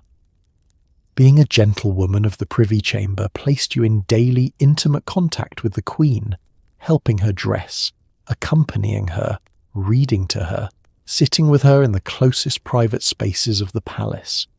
The information that flowed through those spaces, the moods, the preferences, the private opinions of the most powerful woman in the country, was enormously valuable, and the women who occupied those positions were not passive recipients of it. They were active participants in the information economy of the court, passing intelligence outward, carrying petitions inward, and navigating the same currents of favour and danger that their male counterparts managed in the outer chambers. Education for women of the Tudor upper class was genuinely impressive by the standards of the age. The Humanist movement of the early Tudor period produced a generation of women with genuine scholarly accomplishment, fluent in Latin, knowledgeable in classical literature, capable of engaging in theological and philosophical debate with the most learned men of the period. Catherine of Aragon was a woman of serious intellectual achievement. Lady Jane Grey read Greek for pleasure. Elizabeth I translated classical texts before she was a teenager. These were not unusual accomplishments for women of their class. They were the expected standard. What the education produced, and what the legal framework refused to accommodate, was the contradiction at the heart of Tudor women's experience at the top of society. You were trained to think clearly, to speak eloquently, to understand the world in sophisticated terms, and then directed to exercise those capabilities exclusively through influence rather than authority, through suggestion rather than decision, through the patient management of a husband's opinion rather than the direct expression of your own. The most successful Tudor noblewomen managed this contradiction with extraordinary grace. The ones who struggled with it, who pushed against the arrangement too visibly, or failed to find the channels that were available to them, became cautionary examples in a culture that was never short of cautionary examples. The humanist education movement of the Tudor period meant that the children of the wealthy were put through a genuinely rigorous curriculum by the standards of any era. Latin was mandatory and foundational, Greek was desirable, rhetoric, logic, history, music, mathematics, all expected. For boys of the nobility, this was preparation for a life in royal service, law, or the church. For girls of the same class, the picture was more complicated. An excellent education was considered a mark of distinction, and then largely set aside once marriage was arranged. Latin was not optional, a background subject or something you vaguely absorbed. It was the language of intellectual life, legal practice, the church, and diplomacy, the operating system of educated European civilization, and a Tudor nobleman's son who couldn't read and write Latin fluently was a Tudor nobleman's son who was going to be at a significant disadvantage in almost every professional context he'd ever encounter. The study of Latin began early. proceeded through the reading of Cicero, Virgil and Caesar, and produced in the best cases men who could compose prose in classical Latin with genuine style, and who found reading ancient texts as natural as reading their mother tongue. The curriculum was shaped heavily by the influence of humanist scholars like Erasmus and Thomas More, who argued that the purpose of education was not merely practical competence, but the formation of character, the development of the virtues, the cultivation of judgment, the shaping of a mind capable of wisdom rather than merely information. This philosophy produced an educational approach that combined classical languages with moral philosophy, history with rhetoric, and all of it with the underlying assumption that the person being educated was going to be exercising significant responsibilities and needed to be prepared for them at the deepest level. Tutors were the primary educational mechanism for the children of the wealthy. A great household might employ several: a humanist scholar for the classical languages and liberal arts, a music master for instrument and voice, a dancing master for the court dances that social life demanded. For the grandest families, tutors of genuine scholarly distinction were sought, men who had studied at the best European universities, who had published, who brought real intellectual weight to the enterprise. The education of a future earl was a serious undertaking, and the men responsible for it were aware that they were shaping someone who might one day counsel a king. Boys of the nobility also commonly spent time in the households of other great lords, not as servants in any demeaning sense, but as pages and gentlemen waiting, absorbing the practical education of great house life alongside the formal academic one. You learned how a great household operated by being in one. You learned how a powerful man conducted himself by watching one. You learned the social codes, the behavioural expectations, the subtle gradations of rank and courtesy that no tutor could fully convey in a classroom. The household itself was the final semester of your education, and the lord whose household you entered was in some sense your last and most important teacher. For girls, the curriculum was broadly similar in its early stages, the same languages, the same philosophy, the same music, but the telos was different. A well-educated girl was a marriageable girl whose accomplishments reflected well on her family, attracted better matches, and promised a husband a cultivated companion capable of managing a sophisticated household. After marriage, the scholarly education mostly ceased to function as an active practice and became instead a set of tools deployed in service of the household, the children, the management of relationships. Some women continued reading, writing, and thinking at a high level throughout their lives. The system didn't actively prevent them. It simply didn't provide for them, which was a different kind of obstacle, and one that required considerably more self-direction to navigate around. One of the defining features of life at the top of Tudor society was the complete instability of everything. A position at court, a title, an estate, a marriage, alliance. All of these could evaporate with terrifying speed if the political wind shifted, if a rival whispered the right thing in the wrong ear, or if the king simply changed his mind. The careers of Thomas Cromwell, Thomas More and Thomas Wolsey all followed essentially the same arc. Extraordinary rise, extraordinary fall, and a final act that was generally not enjoyed by any of the parties involved. Thomas Wolsey spent 2 decades as the most powerful man in England after the king. He was the Lord Chancellor, a cardinal of the Church, the architect of English foreign policy, the builder of Hampton Court, and a man whose household rivaled the royal court in its scale and splendour. He rose from relatively modest origins. His father was a butcher in Ipswich, a fact his enemies never tired of mentioning. Through a combination of genuine brilliance, tireless energy, and an absolute dedication to making himself indispensable. For 20 years it worked spectacularly. Then Henry VIII wanted an annulment of his marriage to Catherine of Aragon. Wolsey couldn't deliver it, and within 2 years he was stripped of everything, charged with treason, and died on the way to face trial. The transition from untouchable to ruined took roughly 18 months.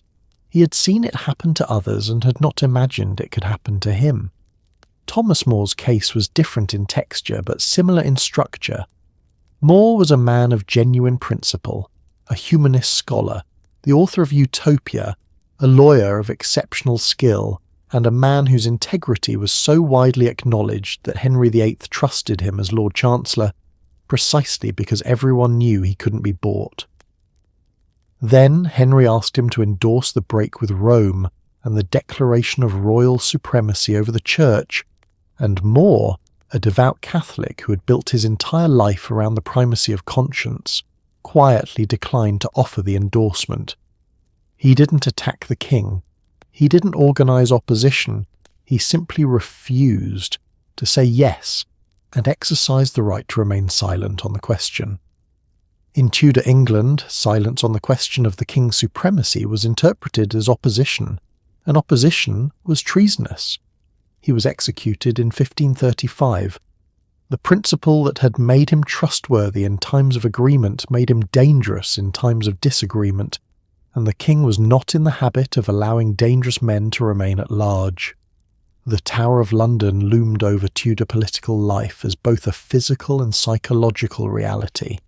It was a prison, but it was a specific kind of prison, one reserved for people of consequence, for the lords and ladies and councillors whose situations had shifted dramatically enough that they needed to be contained while their fates were decided.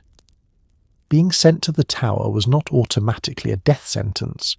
People were sometimes released, sometimes after considerable periods of confinement, sometimes restored to partial favour, but it was never reassuring, and the knowledge that the Tower existed, that the barge could come for anyone on any morning, was a background condition of Tudor court life that everyone lived with, and almost nobody discussed directly. What made the danger so particularly destabilising was its unpredictability. There were patterns. In retrospect, historians can identify the warning signs, the moments when the ground began to shift, but living through it in real time was considerably less clear. Favour was warm, and then it was cool, and then it was cold, and then it was dangerously cold, and each gradation looked, from the inside, like it might be temporary. The people who survived longest were the ones who read the signals earliest and moved accordingly, stepping back before they were pushed, retiring to their country estates before the summons arrived, making themselves small enough that the storm passed over them. It required extraordinary political intelligence, excellent information, and a willingness to sacrifice. Position before position was taken from you entirely. Some managed it, many didn't. All of them spent a considerable portion of their careers being quietly, comprehensively afraid. Marriage among the Tudor wealthy was a business transaction conducted in the language of diplomacy, land transfer, and strategic alliance. Love was not the point. Compatibility was not the point. The point was which families were merging, what land changed hands, what political connections were being secured, and whether the bride was young enough to be expected to produce surviving heirs before the groom's estate finances deteriorated further. The negotiation of a Tudor marriage contract could take years, involve lawyers, ambassadors, and occasionally the king, and conclude in a ceremony where the two participants had met perhaps 3 times. The marriage negotiations began, typically, with the identification of suitable candidates, a process governed by considerations of rank, religion, land holdings, fertility prospects, political allegiances, and the debts and encumbrances attached to the family's estates. Intermediaries conducted initial soundings, heralds verified genealogies, lawyers examined title deeds. The conversation eventually narrowed to financial terms, the bride's dowry, the groom's settlement, the jointure that would provide for the wife if she was widowed, the arrangements for any children of the marriage in the event of the parents' deaths. All of this was negotiated at length, often contentiously, with both families trying to get the best possible terms while not being seen to haggle in a way that suggested desperation. Desperation was, in Tudor marriage negotiations as in most negotiations, a significant disadvantage. The church required the consent of both parties, which sounds like a meaningful protection until you consider the circumstances in which that consent was given. A 16-year-old girl whose family had spent 18 months negotiating her marriage to a man she had met twice was not, in any meaningful sense, in a position to withhold consent freely. The church's requirement was honoured in the formal sense. The words were said, the agreement was recorded, while the practical reality of family pressure, economic necessity, and the simple absence of alternatives made meaningful refusal essentially theoretical. Occasional cases of genuine resistance did occur, and they were uniformly unpleasant for everyone involved and particularly for the resisting party. What happened after the ceremony was more varied than the arrangements preceding it might suggest. Some Tudor marriages of the wealthy class became genuine partnerships, couples who found in each other real companionship, shared interests, mutual respect, and sometimes genuine love that developed from the unpromising starting point of a negotiated arrangement. The diaries, letters, and personal accounts that survive from this period contain real evidence of affection, of grief at the death of spouses, of marriages that were by any reasonable measure happy. The system that produced them was cold-blooded, but the human beings operating within it were not always cold-blooded people. Others were predictably miserable. Two strangers, brought together by their families' financial interests, living in the same household, expected to produce children together, with no obvious mechanism for separating if the arrangement proved incompatible. This was also a common outcome, and the Tudor period produced its share of marriages that endured only because endurance was the only option. Divorce was essentially unavailable to anyone who hadn't managed to involve the entire English Reformation in their personal situation, which was a solution available to exactly one person in Tudor England, and even he found it complicated. The king's own marriages, all 6 of them, with their various trajectories, were the Tudor marriage system operating at maximum intensity and minimum disguise.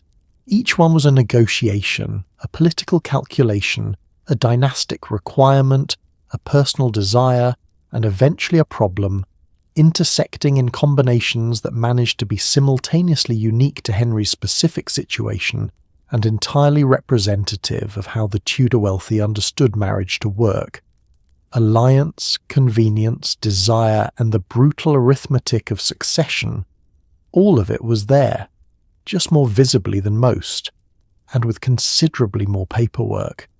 The Reformation in England was not primarily a theological event for most of the wealthy families living through it. It was an extremely high-stakes navigation problem. Under Henry VIII, the break with Rome created enormous opportunities for those who moved fast enough to acquire monastic lands. Under Edward VI, Protestant reforms accelerated. Under Mary I, Catholicism returned, and people were burned for the wrong opinion. Under Elizabeth I, a kind of cautious Protestant middle ground emerged. For a nobleman with a family, estates, and a survival instinct, staying on the right side of all of this required a level of ideological flexibility that was, in retrospect, quite athletic. The dissolution of the monasteries under Henry VIII was the single greatest redistribution of land in England since the Norman conquest, and for the Tudor wealthy, it represented an opportunity so enormous that it reshaped the landscape of English land ownership within a generation. Monasteries and convents had accumulated property over centuries of donation and bequest, agricultural land, urban properties, manor houses, mills, fish ponds, and when Henry moved to dissolve them and seize their assets between 1536 and 1540, all of that property became available for redistribution. The Crown sold much of it, sometimes at favourable prices to noblemen and gentry who were quick enough to identify the opportunity and well connected enough to get their offers in front of the right people. Families that moved fast and bid well emerge from the dissolution with substantially enlarged estates. Families that hesitated or that were too closely identified with the old religious order found themselves watching the redistribution from the outside. The theological content of the changes mattered less to many families than the practical question of where the government currently stood. Henry's Reformation was, in doctrinal terms, a complicated and somewhat inconsistent affair. He broke with Rome over jurisdiction rather than doctrine, continued to believe in transubstantiation, and executed both Catholics who denied his supremacy and Protestants who denied his Eucharistic theology with an even-handedness that suggested his primary concern was obedience rather than correct belief. Navigating this required attention, good legal advice, and the ability to perform whatever the current religious requirement was without drawing attention to any private reservations you might be maintaining at home. Under Edward VI, the pace of Protestant reform accelerated dramatically, stripping altars, removing images, replacing the Latin Mass with Cranmer's English prayer book, and producing a church that would have been barely recognisable to Henry's generation. Families with genuine Protestant convictions embraced this.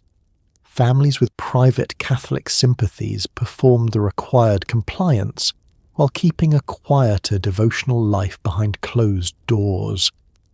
And then Mary came to the throne in 1553 and reversed everything, restoring Catholic practice, burning nearly 300 Protestants as heretics, and requiring an equally rapid demonstration of renewed Catholic orthodoxy from a nobility that had spent the previous 6 years demonstrating Protestant compliance. The human cost of this oscillation was real. Some people held to their genuine beliefs at the price of their lives. The Protestant martyrs of Mary's reign, recorded in Fox's Book of Martyrs with a detail that ensured nobody forgot them. Others adjusted their visible religious practice with remarkable speed and managed to survive all 4 reigns without committing formally to any position that couldn't be revised if the theological weather changed again. This was not admirable exactly, but it was understandable. You had an estate, you had a family, you had a name that had taken generations to build. In a world where the wrong religion could cost you all of it, the calculation between principle and survival was one that many people made very quietly, in private, with no intention of discussing it afterward. Here is something that never quite makes it into the romantic version of Tudor history. Being a great lord was extraordinarily expensive, and many of them were perpetually in debt. The expectation of lavish hospitality, maintaining a huge household, throwing feasts, hosting the king if he happened to swing by, which he might, required constant expenditure. Building projects, clothing for, court, gifts to secure favour, legal costs to defend or expand the estate. A Tudor nobleman who appeared wealthy was frequently a Tudor nobleman who owed a significant amount of money to a significant number of people, and was hoping nobody asked about it simultaneously. The royal progress was the event that sent particular tremors through the financial lives of the Tudor wealthy. When the monarch went on progress, travelling through the country during the summer months, staying at the houses of noblemen along the route, the honour of a royal visit was enormous, and the cost was ruinous. The king did not travel alone. He travelled with his court, his household, his guard, and a logistical tail of hundreds of people who all needed to be housed, fed, and entertained for the duration of the stay. The host bore all of this expense, because declining to bear it was not a position that could be expressed politely. A royal visit could cost a nobleman several years' income in a matter of days, and some houses that received the honour of Elizabeth I's presence during her long reign never fully recovered from the experience financially. They built new rooms for her. They replanted gardens. They commissioned performances and pageants. They served feasts of staggering elaboration, and they did all of it while smiling, because visibly struggling to afford the honour of her presence was worse than the debt. Patronage was the mechanism that made the whole system move, and understanding it is essential to understanding how Tudor wealth actually functioned. The great nobleman was not just a consumer of resources, he was also a distributor of them, and his ability to secure positions, leases, licenses, and favourable legal outcomes for the people in his network was a large part of what his position was worth. Clients brought gifts, money, legal support, political allegiance, and useful information. The patron provided access, influence, and protection. Both parties understood the arrangement, implicitly, and neither described it in the transactional language that most accurately characterized it. Moneylenders and merchants provided credit to the nobility on a scale that would be recognizable to any modern person familiar with revolving debt. Interest rates were high, collateral was land, and the consequences of default were severe enough that most noblemen managed their debts carefully, rather than allowing them to reach the point of formal enforcement. Jewish money lenders had been expelled from England in 1290, but Italian banking houses, the Medicis, the Fuggers in Germany, and their English equivalents, provided sophisticated credit instruments that the Tudor wealthy used extensively. Being in debt to a foreign banking house was considered considerably less embarrassing than being visibly unable to maintain your household at the appropriate scale, which tells you something about the relative weight the Tudor mind placed on financial discretion versus social appearance. The fundamental paradox was that the thing that defined you as wealthy, the visible, continuous, lavish expenditure, was exactly the thing that was most likely to make you less wealthy over time. The house required maintenance. The household required wages. The court required a wardrobe that was perpetually current. The political position required gifts, bribes politely described as gifts, and the constant lubrication of relationships that might otherwise turn cold. You spent because spending was what your position required. You borrowed to spend because the alternative was appearing to have less than you were supposed to have.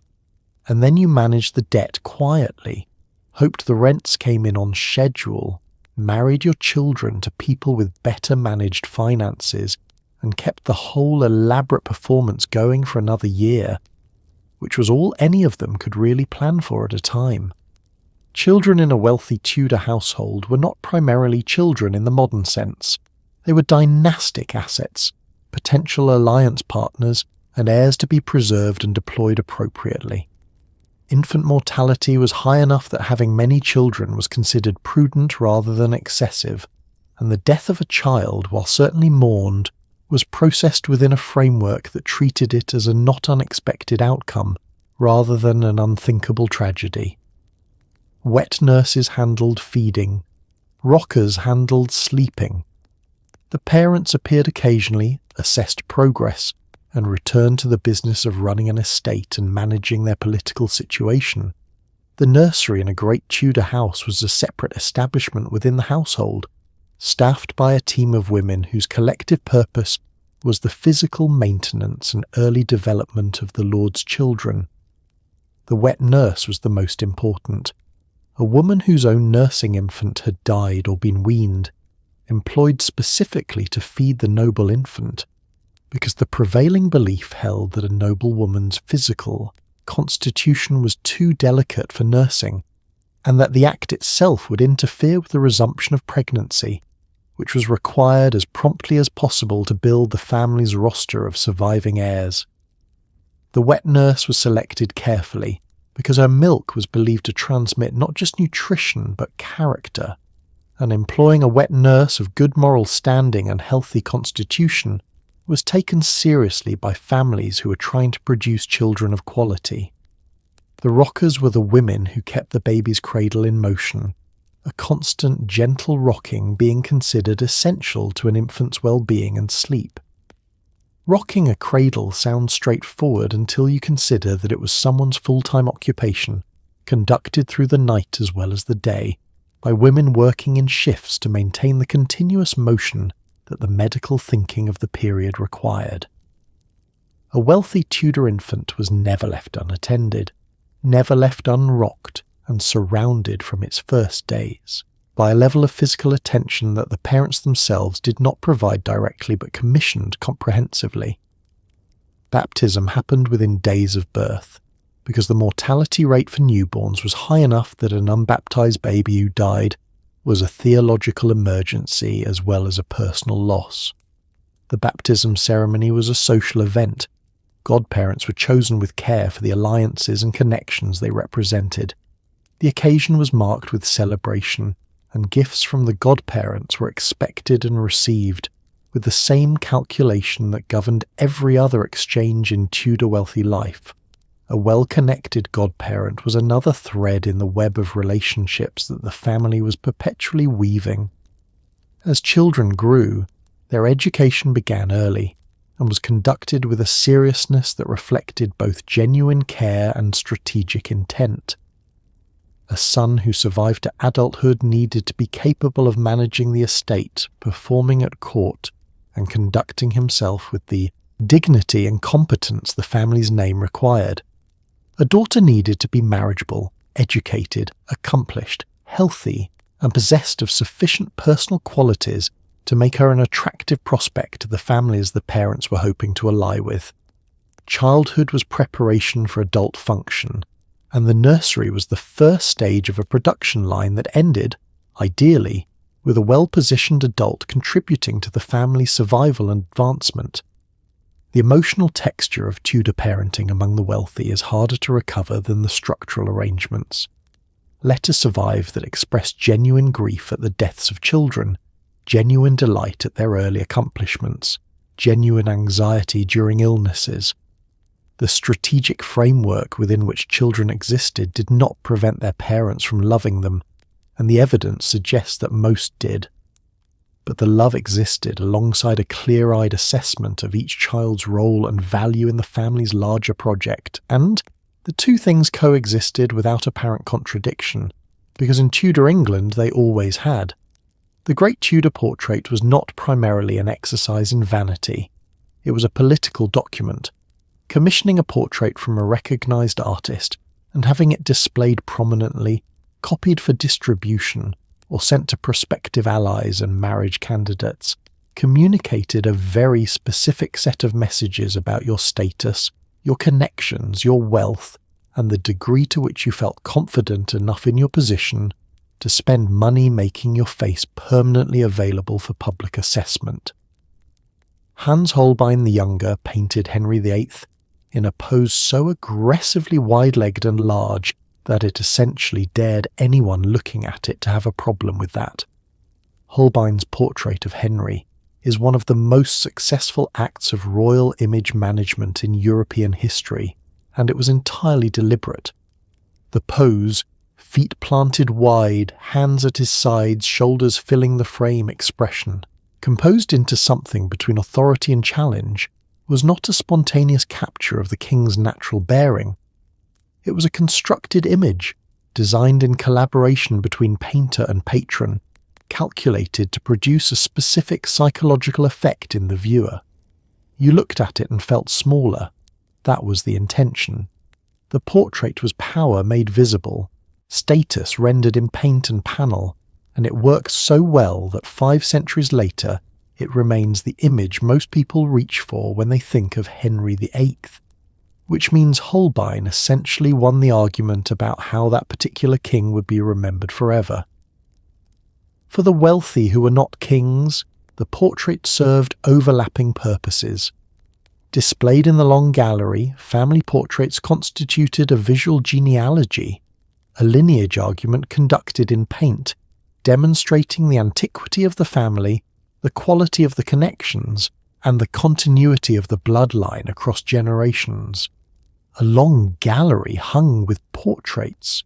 Going back several generations was a gallery hung with evidence of permanence, of a family that had mattered for long enough that it expected to keep mattering.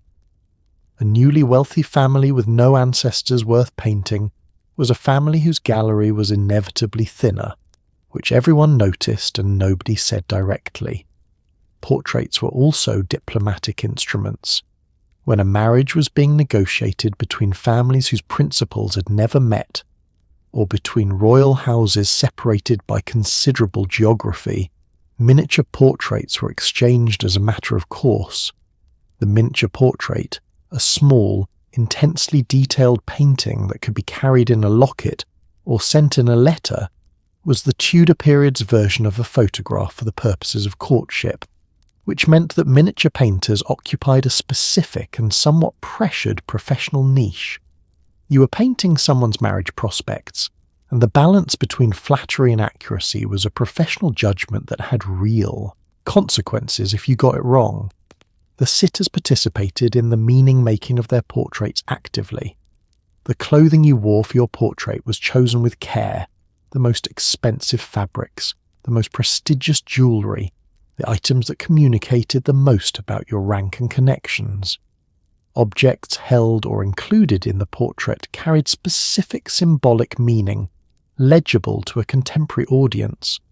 Books indicating learning, gloves indicating gentility, musical instruments indicating accomplishment, specific flowers and plants carrying allegorical messages about virtue or love that the viewer was expected to decode. A Tudor portrait was a text as much as an image, dense with information for those who knew how to read it, and the sitter had generally thought very carefully about exactly what they wanted to say. The cost of a portrait by a significant artist was considerable, and the decision to commission one was therefore itself a statement. You could afford this. You were worth this. Your face was important enough to preserve and distribute. In a world where your reputation was your most valuable asset and your physical presence could only be in one place at a time, the portrait was a way of extending your influence beyond the rooms you actually occupied, a version of you that could hang in someone else's house, make an impression in a foreign court, travel to a prospective marriage partner's family, and continue representing your interests while you were busy being somewhere else entirely. By the time evening settled over a Tudor great house or royal palace, the people who had been performing wellness, status, and cheerful availability all day were, by any objective measure, completely exhausted. The day had involved hours of standing, several formal meals, various obligatory entertainments, at least one encounter requiring careful navigation, and the constant low-grade anxiety of being observed. And yet the evening brought more music, more dancing, more games, more performance. Retiring to bed was the only real relief available, and even that came with an audience. The evening entertainments were, in theory, the lighter end of the day, the moment when the formal obligations of the morning and afternoon gave way to something more relaxed and sociable. In practice, the difference between the formal performance of the day and the informal performance of the evening was largely one of costume and setting, rather than of actual pressure. You danced, which was mandatory and physically demanding. You played cards or dice, which required strategic thought and the management of your losses with visible good humour.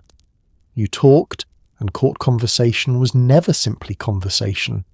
It was information exchange, alliance maintenance, and subtle negotiation, all wrapped in the language of casual sociability, and conducting it well at the end of an already exhausting day was an accomplishment that the most socially skilled courtiers might look effortless. Music in the evening was a constant.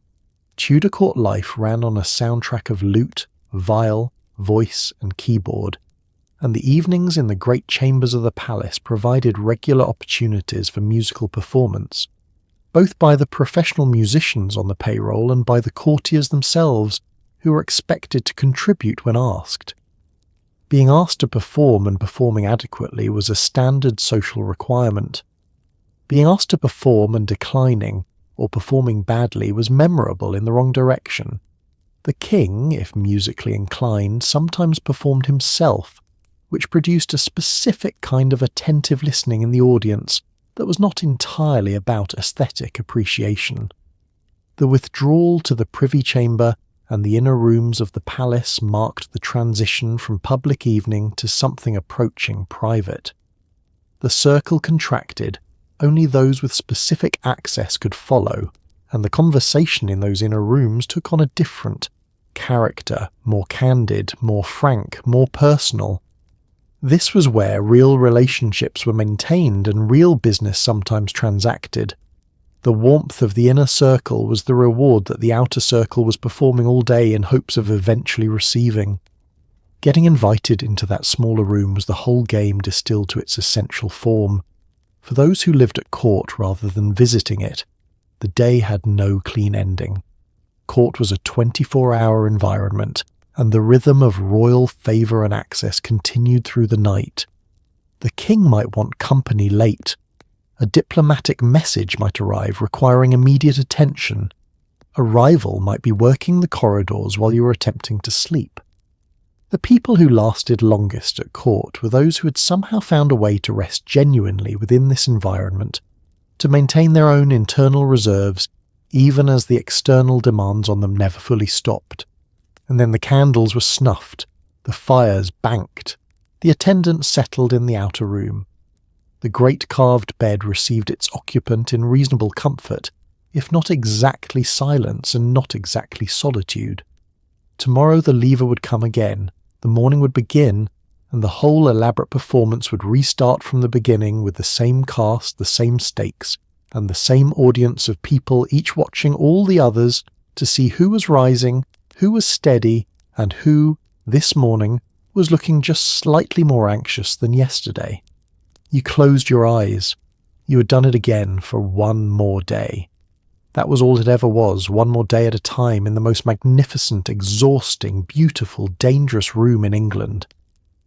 In an era before newspapers, news travelled through the Tudor court the old-fashioned way, person to person, in corridors and antechambers, wrapped in careful language and delivered with studied casualness. Gossip was not idle chatter at court. It was intelligence, knowing who had been called to a private audience with the king, who had been seen entering, whose rooms, whose star was rising and whose had begun to flicker. All of it was currency. The best-connected courtiers were the ones who had cultivated networks of information that gave them advance notice of what was coming, which in Tudor England was usually either an opportunity or a catastrophe. The architecture of a Tudor palace was designed for surveillance as much as ceremony. Corridors connected chambers in ways that created natural choke points where people necessarily passed and could be observed. Antechambers, the waiting rooms before the more private inner spaces, were places where people gathered in enforced proximity, where conversations happened between people who were simultaneously competitors, and where the very act of waiting was itself informative, because who was waiting and how long they were kept waiting told you something useful about their current standing. The gentleman usher who managed access to the inner chambers held, in this sense, one of the most informationally rich positions at court, sitting as he did at the precise point where the public and private worlds of the palace intersected.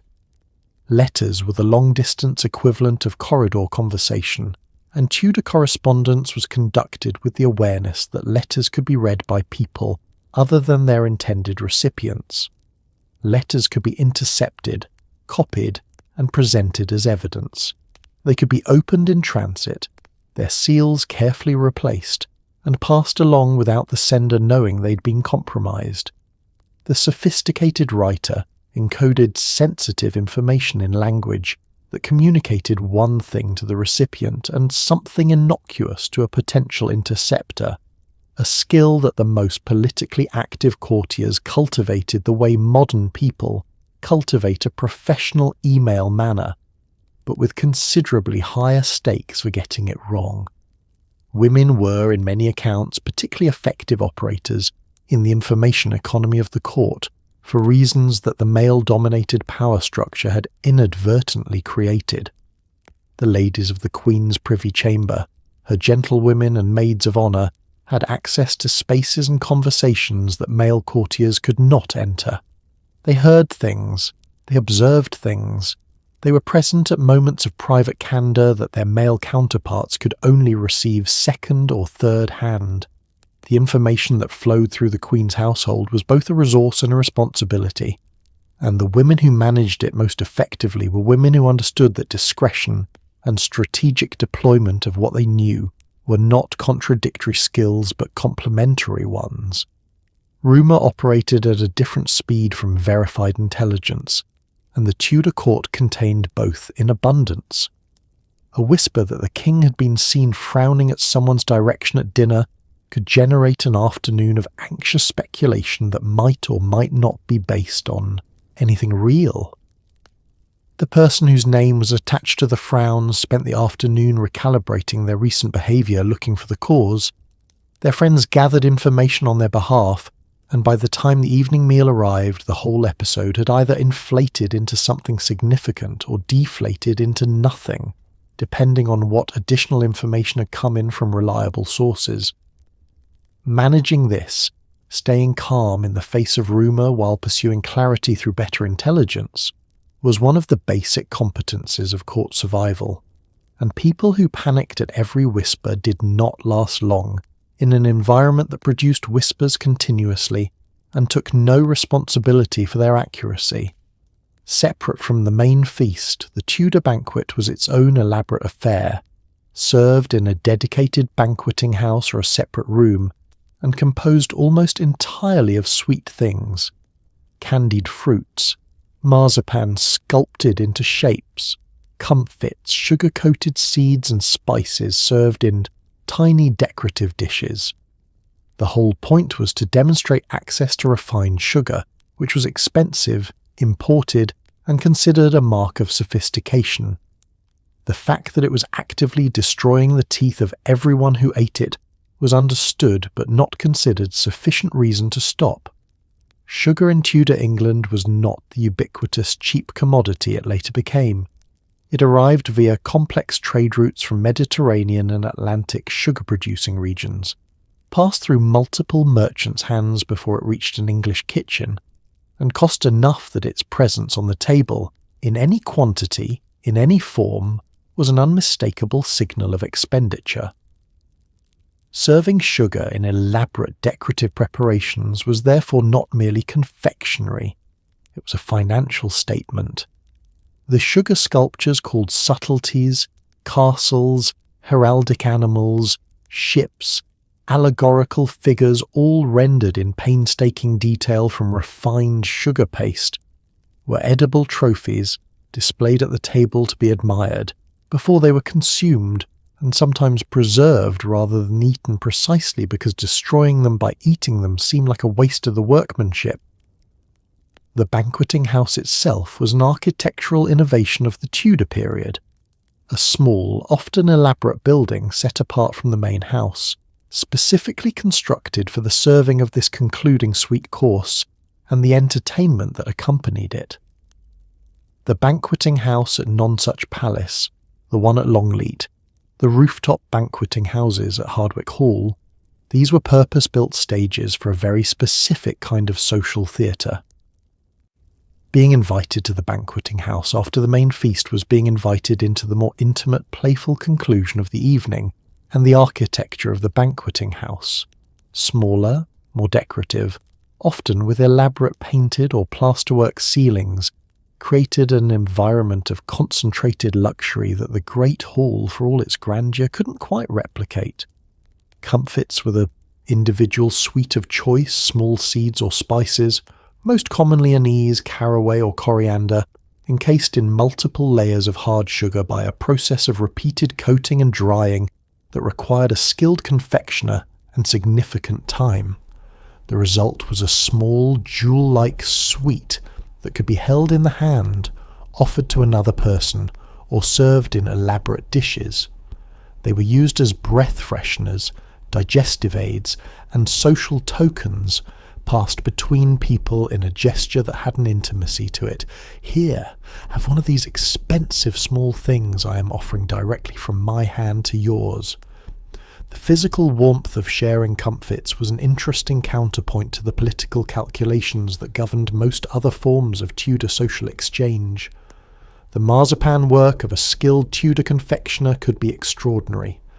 Almond paste mixed with sugar and rosewater, coloured with vegetable and mineral dyes, moulded into shapes of startling variety, fruits that looked more real than actual, fruit, animals, flowers, entire garden scenes in miniature.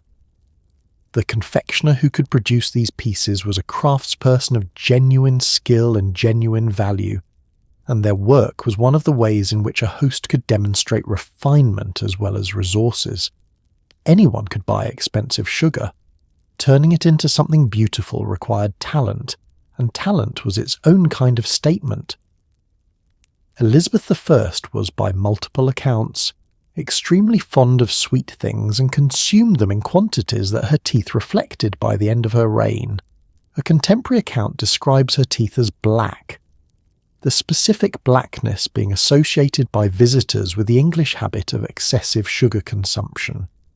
That the most powerful woman in Europe had demonstrably ruined her teeth on the luxury she could afford in such abundance is one of the Tudor period's more pointed ironies, and possibly also a useful reminder that having unlimited access to expensive things and using excellent judgment about them are not the same thing. When a wealthy Tudor family moved to court, to a country estate, to visit a relative, or to follow the king on progress, they did not simply pack a bag. They moved the household. Furniture was transported. Plate and tapestries were wrapped and loaded. Horses were assembled. Carts were hired. The whole operation could take days to organise and produced a procession of people, animals and luggage that communicated your status to everyone on the road between here and there, which was partly the point. The roads of Tudor England were not designed for the kind of heavy continuous traffic that moving a great household generated. They were in most cases unpaved tracks that became deeply rutted in wet weather, churned into mud by the passing of heavily loaded carts, and genuinely impassable in some areas during the worst of winter. The Tudors were not unaware of this problem. There were periodic legislative attempts to improve road maintenance, but the fundamental infrastructure remained poor throughout the period, and travelling any significant distance was slower, more uncomfortable, and more logistically demanding than the destination ever quite justified. A journey of 50 miles might take the better part of a week when the weather was bad and the roads were at their worst. The household goods that travelled with a great family were extensive, because the houses they travelled between were often insufficiently furnished to accommodate them without supplementation. Great houses maintained what was called a standing household, a skeleton staff that kept the house minimally functioning in the family's absence, but the finest furnishings, the best plate, the important tapestries, the contents of the wardrobe, all of this travelled with the family because these were not merely possessions. They were the physical apparatus of the household status, and arriving somewhere without them was arriving incompletely. A Tudor nobleman who turned up to a significant occasion without his plate and without his tapestries was a Tudor nobleman who was going to look considerably less significant than he was supposed to look. Horses were the engine of all of this movement, and a great household stable was a substantial establishment in its own right. Riding horses for the lord and members of the household, pack horses for the baggage, draft horses for the heavily laden carts, spare horses in case of lameness or injury en route. The care, feeding and management of the household's horses while on the road was a logistical operation that required its own specialists, and the cost of moving a large household was dominated by the horse-related expenses, feed, shoeing, stabling along the route, replacement when required. The physical experience of travel for the wealthy was better than for almost anyone else on the same roads, but the baseline was low enough that better still left considerable room for improvement. A comfortable horse, a well-made saddle, a cloak of good quality wool, and the ability to command priority at the better inns along the route, these were genuine advantages. But the roads were the same roads, the distances were the same distances, and the weather made no special accommodation for rank.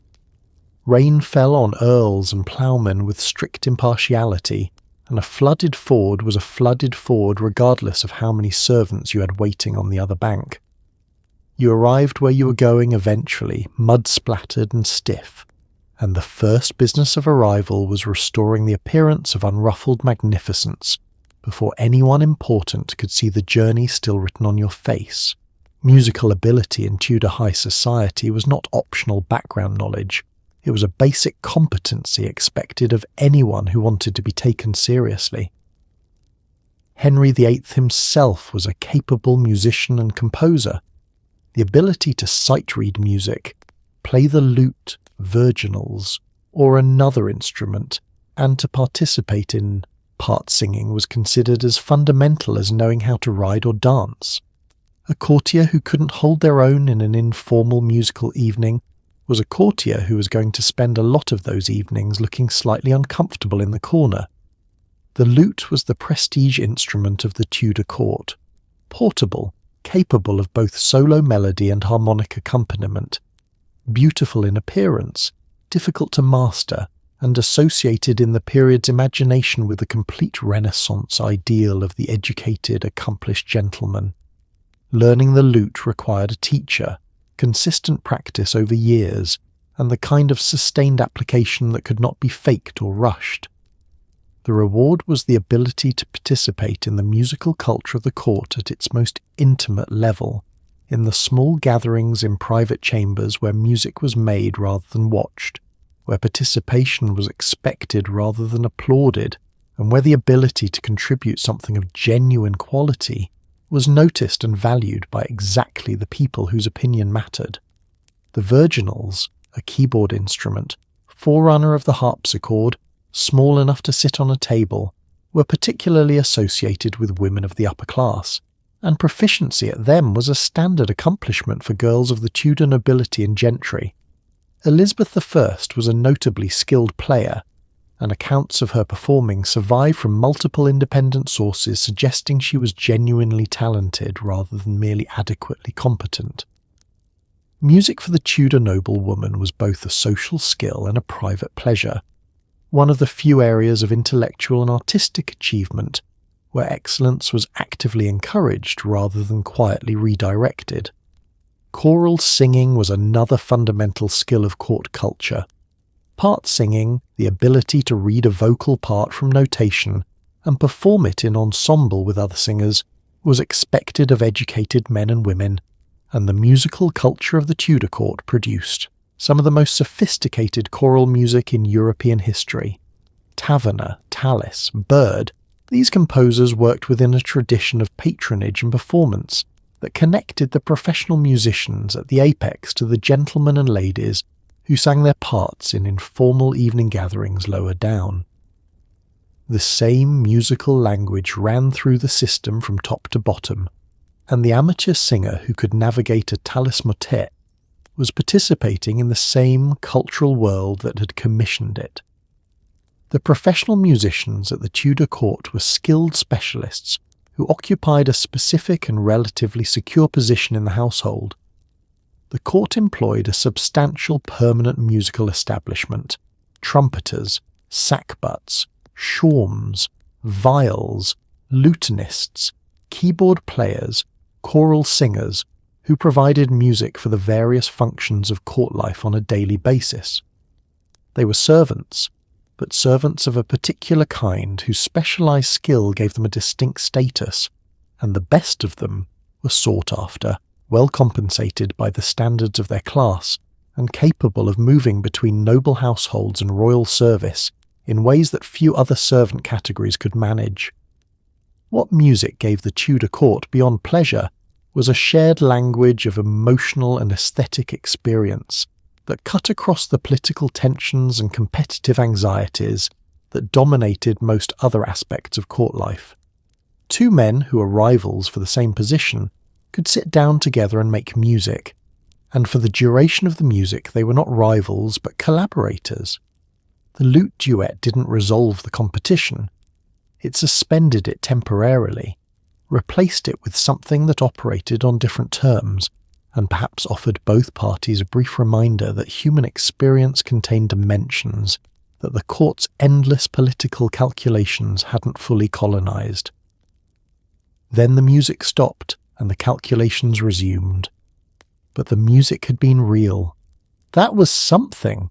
The Tudor wealthy built houses that still stand, commissioned portraits that still stare out at us from museum walls, and established family dynasties whose descendants are sometimes still arguing over the original estate.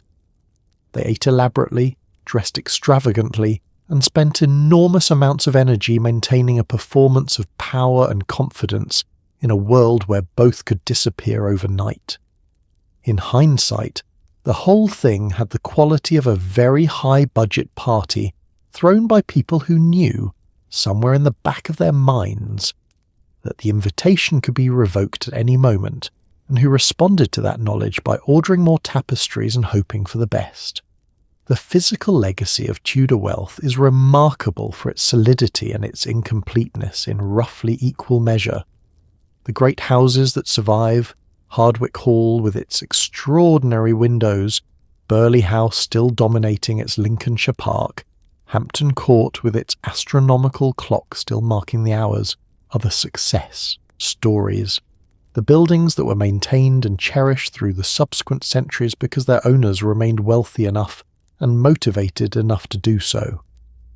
Behind each surviving house are a dozen that didn't make it, demolished in the 18th century to make way for something more fashionable, reduced by fire, sold and subdivided, or simply allowed to decay when the family that built them ran out of resources, heirs, or both.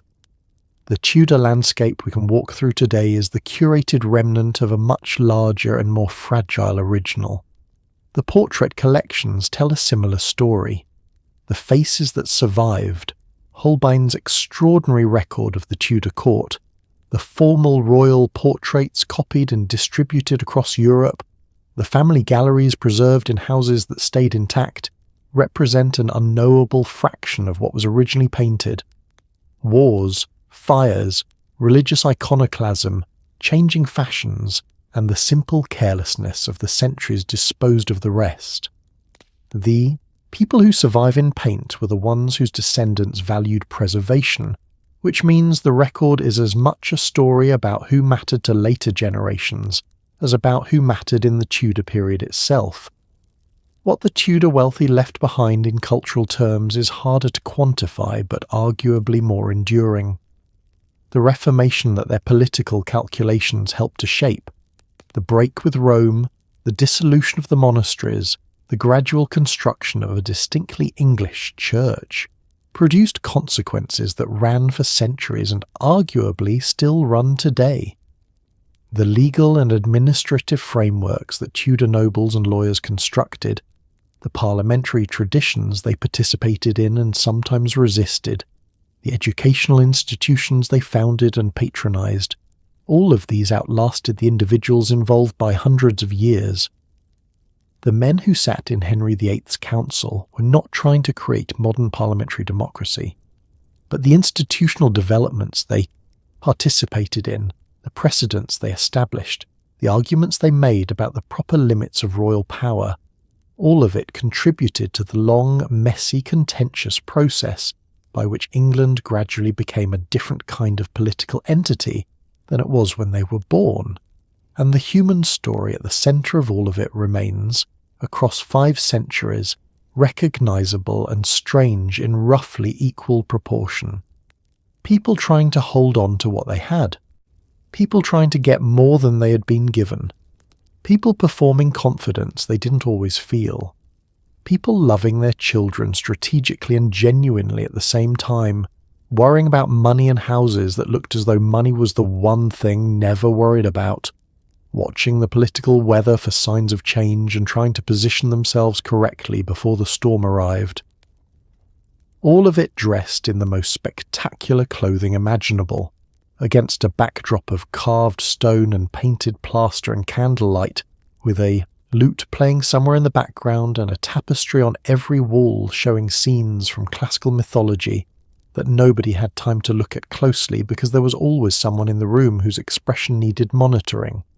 magnificent, exhausting, entirely human. Sleep well, and so here you are, still breathing, still warm, still in possession of all your limbs, your title, your estate, and perhaps most remarkably your head. You've spent the evening in Tudor England at the very top of the pile. You wore 40 pounds of clothing and called it fashion. You ate a swan and called it dinner. You stood in a cold stone corridor for 3 hours, waiting for a king to acknowledge your existence, and when he finally glanced in your direction, you called it an excellent day. You navigated feasts, masques, hunting parties, marriage negotiations, religious reversals, and the constant low-grade terror of a court where favour arrived without warning and disappeared the same way. You smiled through all of it. You performed cheerfulness so consistently that by the end you couldn't quite remember what your actual face felt like. And yet, there was real beauty in it. The music in the evening chambers, genuine and unhurried. The gardens in high summer, smelling of lavender and cut grass and something approaching peace. The portraits that captured, in paint and light, the specific face of a specific person who stood in a specific room and decided that they wanted to be remembered. The houses built with such ferocious ambition that 500 years later they still stop people in their tracks. The letters, still preserved in archives, that contain real warmth, real grief, real humour, evidence that underneath all the performance, people were simply people, doing their best with the tools and the time they'd been given. The Tudor wealthy were not admirable in every direction. The cruelty was real. The inequality was staggering. The system they inhabited and upheld disposed of people with a casualness that should never be smoothed over by the glamour of the era. But they were also complicated and vivid, and alive in ways that still reach across the centuries and demand your attention. They built things that lasted. They wrote things that endured. They lived at the centre of a moment when the world was shifting so rapidly that almost nothing was stable, and they managed most of them, most of the time, to keep going anyway. So tonight, as you sink into your clean, warm, structurally uncomplicated bed, with its reasonable weight of blankets and its complete absence of political consequences, maybe spare a quiet thought for the Earl who went to sleep in a carved four-poster surrounded by attendants, in a house he'd bankrupted himself building, in a reign he was not entirely sure he was surviving. He was exhausted, he was anxious, he was wearing a nightcap that probably cost more than your car, but he made it through another day, and in Tudor England that was always quietly the whole point. Good night, sleep well, and be very glad you don't have to do any of that tomorrow.